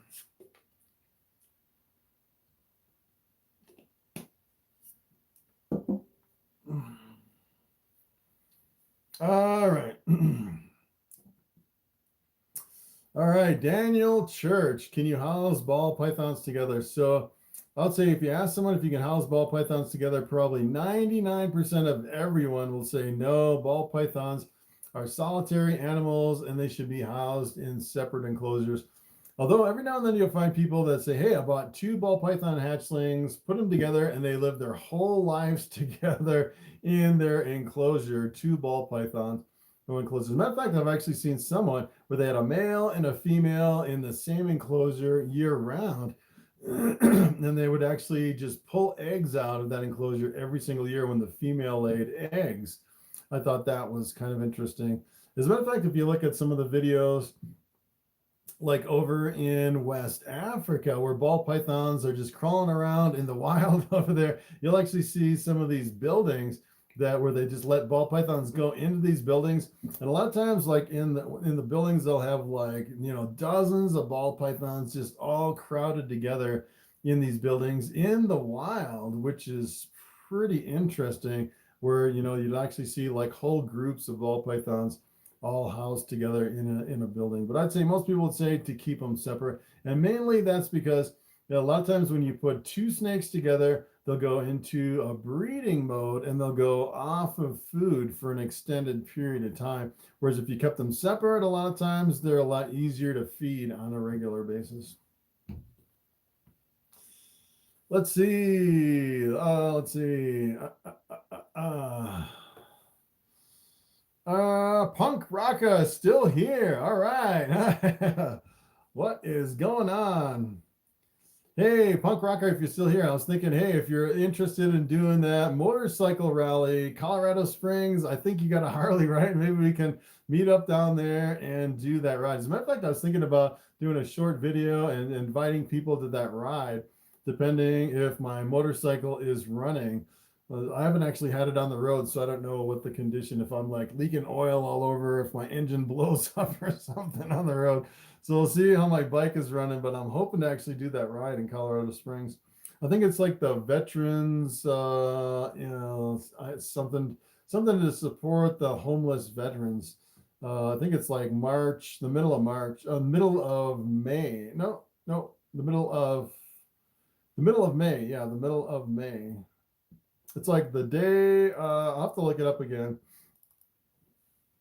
But yeah, it's like in 7 weeks. So yeah, it's like in May. All right, Punk Rocka says, can you start doing pics of the day with an email so we can send pics of our snake to you? So yeah, I'm pretty much got my schedule full with everything that's going on. I really can't add anything to what I'm doing as far as doing emails or anything like that. Can you talk to us about living in rural mountains? Do you prefer it? Ever sick of it? So yeah, so living in the mountains, it's definitely a challenge. There's a lot of challenge living. Probably the biggest thing is the snow and the really short summers. It's almost like living in Alaska, I would say. And the other thing is like going to the grocery store, it's like at least a half hour away. And then going to the big city, it's like an hour each way. So when I deliver snakes, it's like a 2-hour round trip to go down all the way down to FedEx to drop off my snake. And if you're actually working in the city and then living in the mountains, the biggest cost can be your gas, and then you have a lot of time driving back and forth.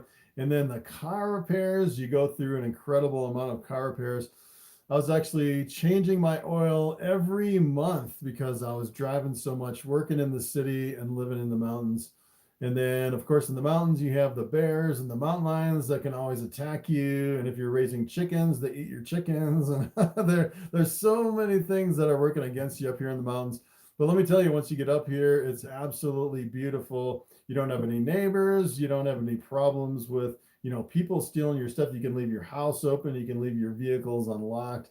And for trick or treat, we've only had one trick or treater in the last 15 years up here in the mountains. So let me tell you, we're like in the middle of nowhere. So there's like pros and cons to everything. And you either love it or you hate it. There's definitely some challenges. And I definitely love it up here in the mountains, even with all the disadvantages.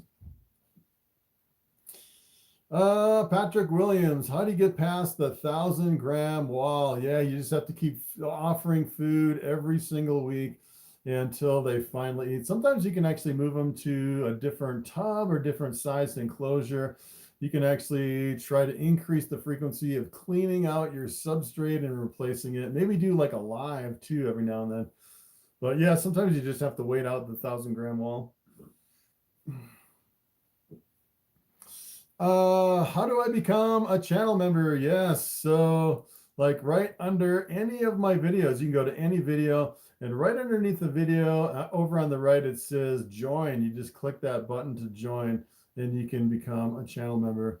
And you can actually, when you become a channel member, not only do you get your name at the end of every video and the end screen, but every time you make a comment underneath, like even in the live streams, I can tell who a channel member is because it has the little fancy icon right next to their name. You can see who the channel members are. All gas, no breaks. What's up? Just now joining after you've been live for 2 hours. We've been live for 2 hours and 51 minutes. We have 8.5 minutes left on the live stream. Still 72 people, which is kind of crazy.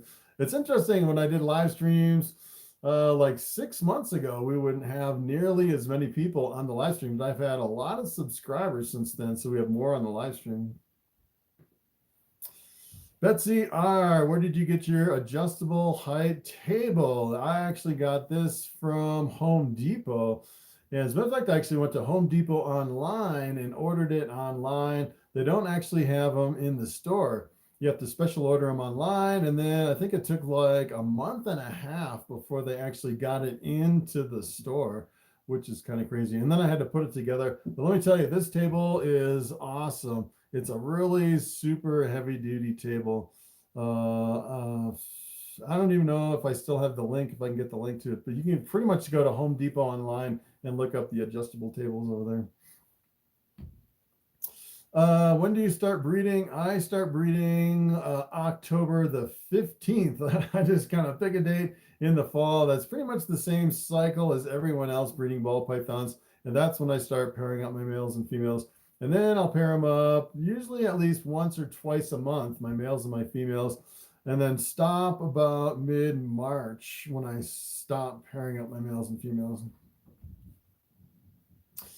Jaden White, hello from Indiana. What is going on?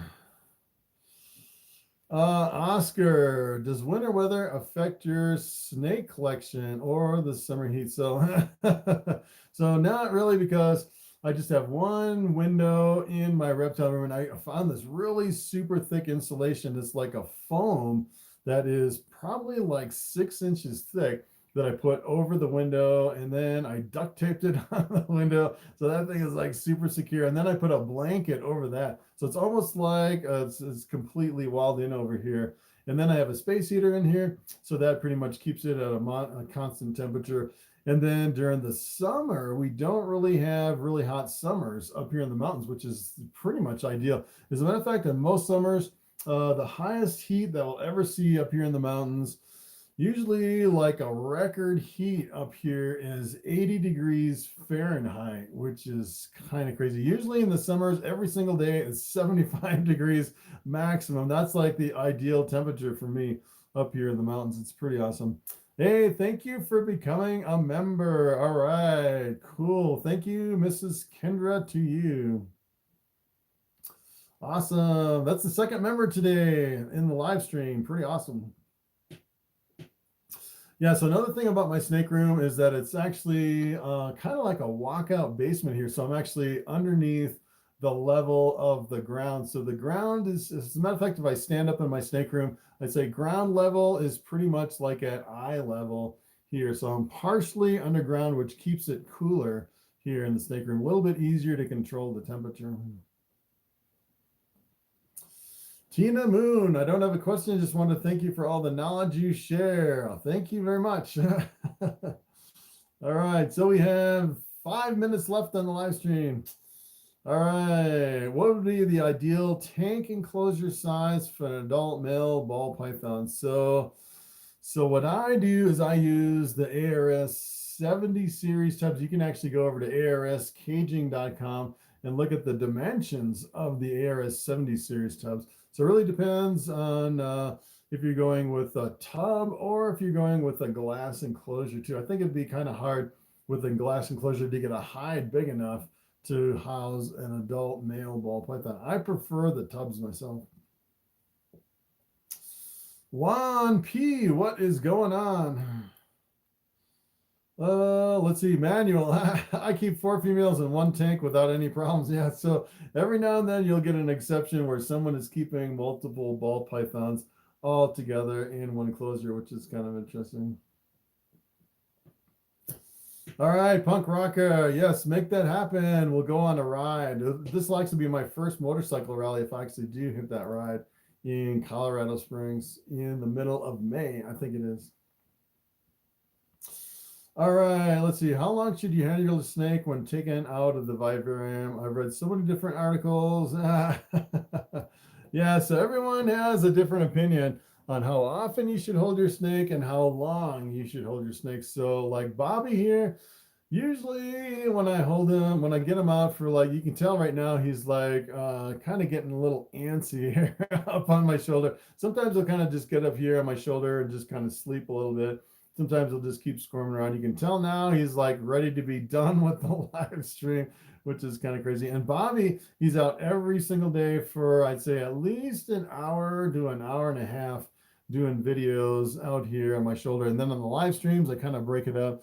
Usually, as far as the maximum amount that I'll pull out a snake and have it on my shoulder is maybe about an hour at a time. And then if I want another snake on my neck, I'll actually switch to another snake and give them a break. But they seem like they do okay for the most part, being out for quite a bit. Stormy. Hi, Chris. I love watching your videos. Thank you.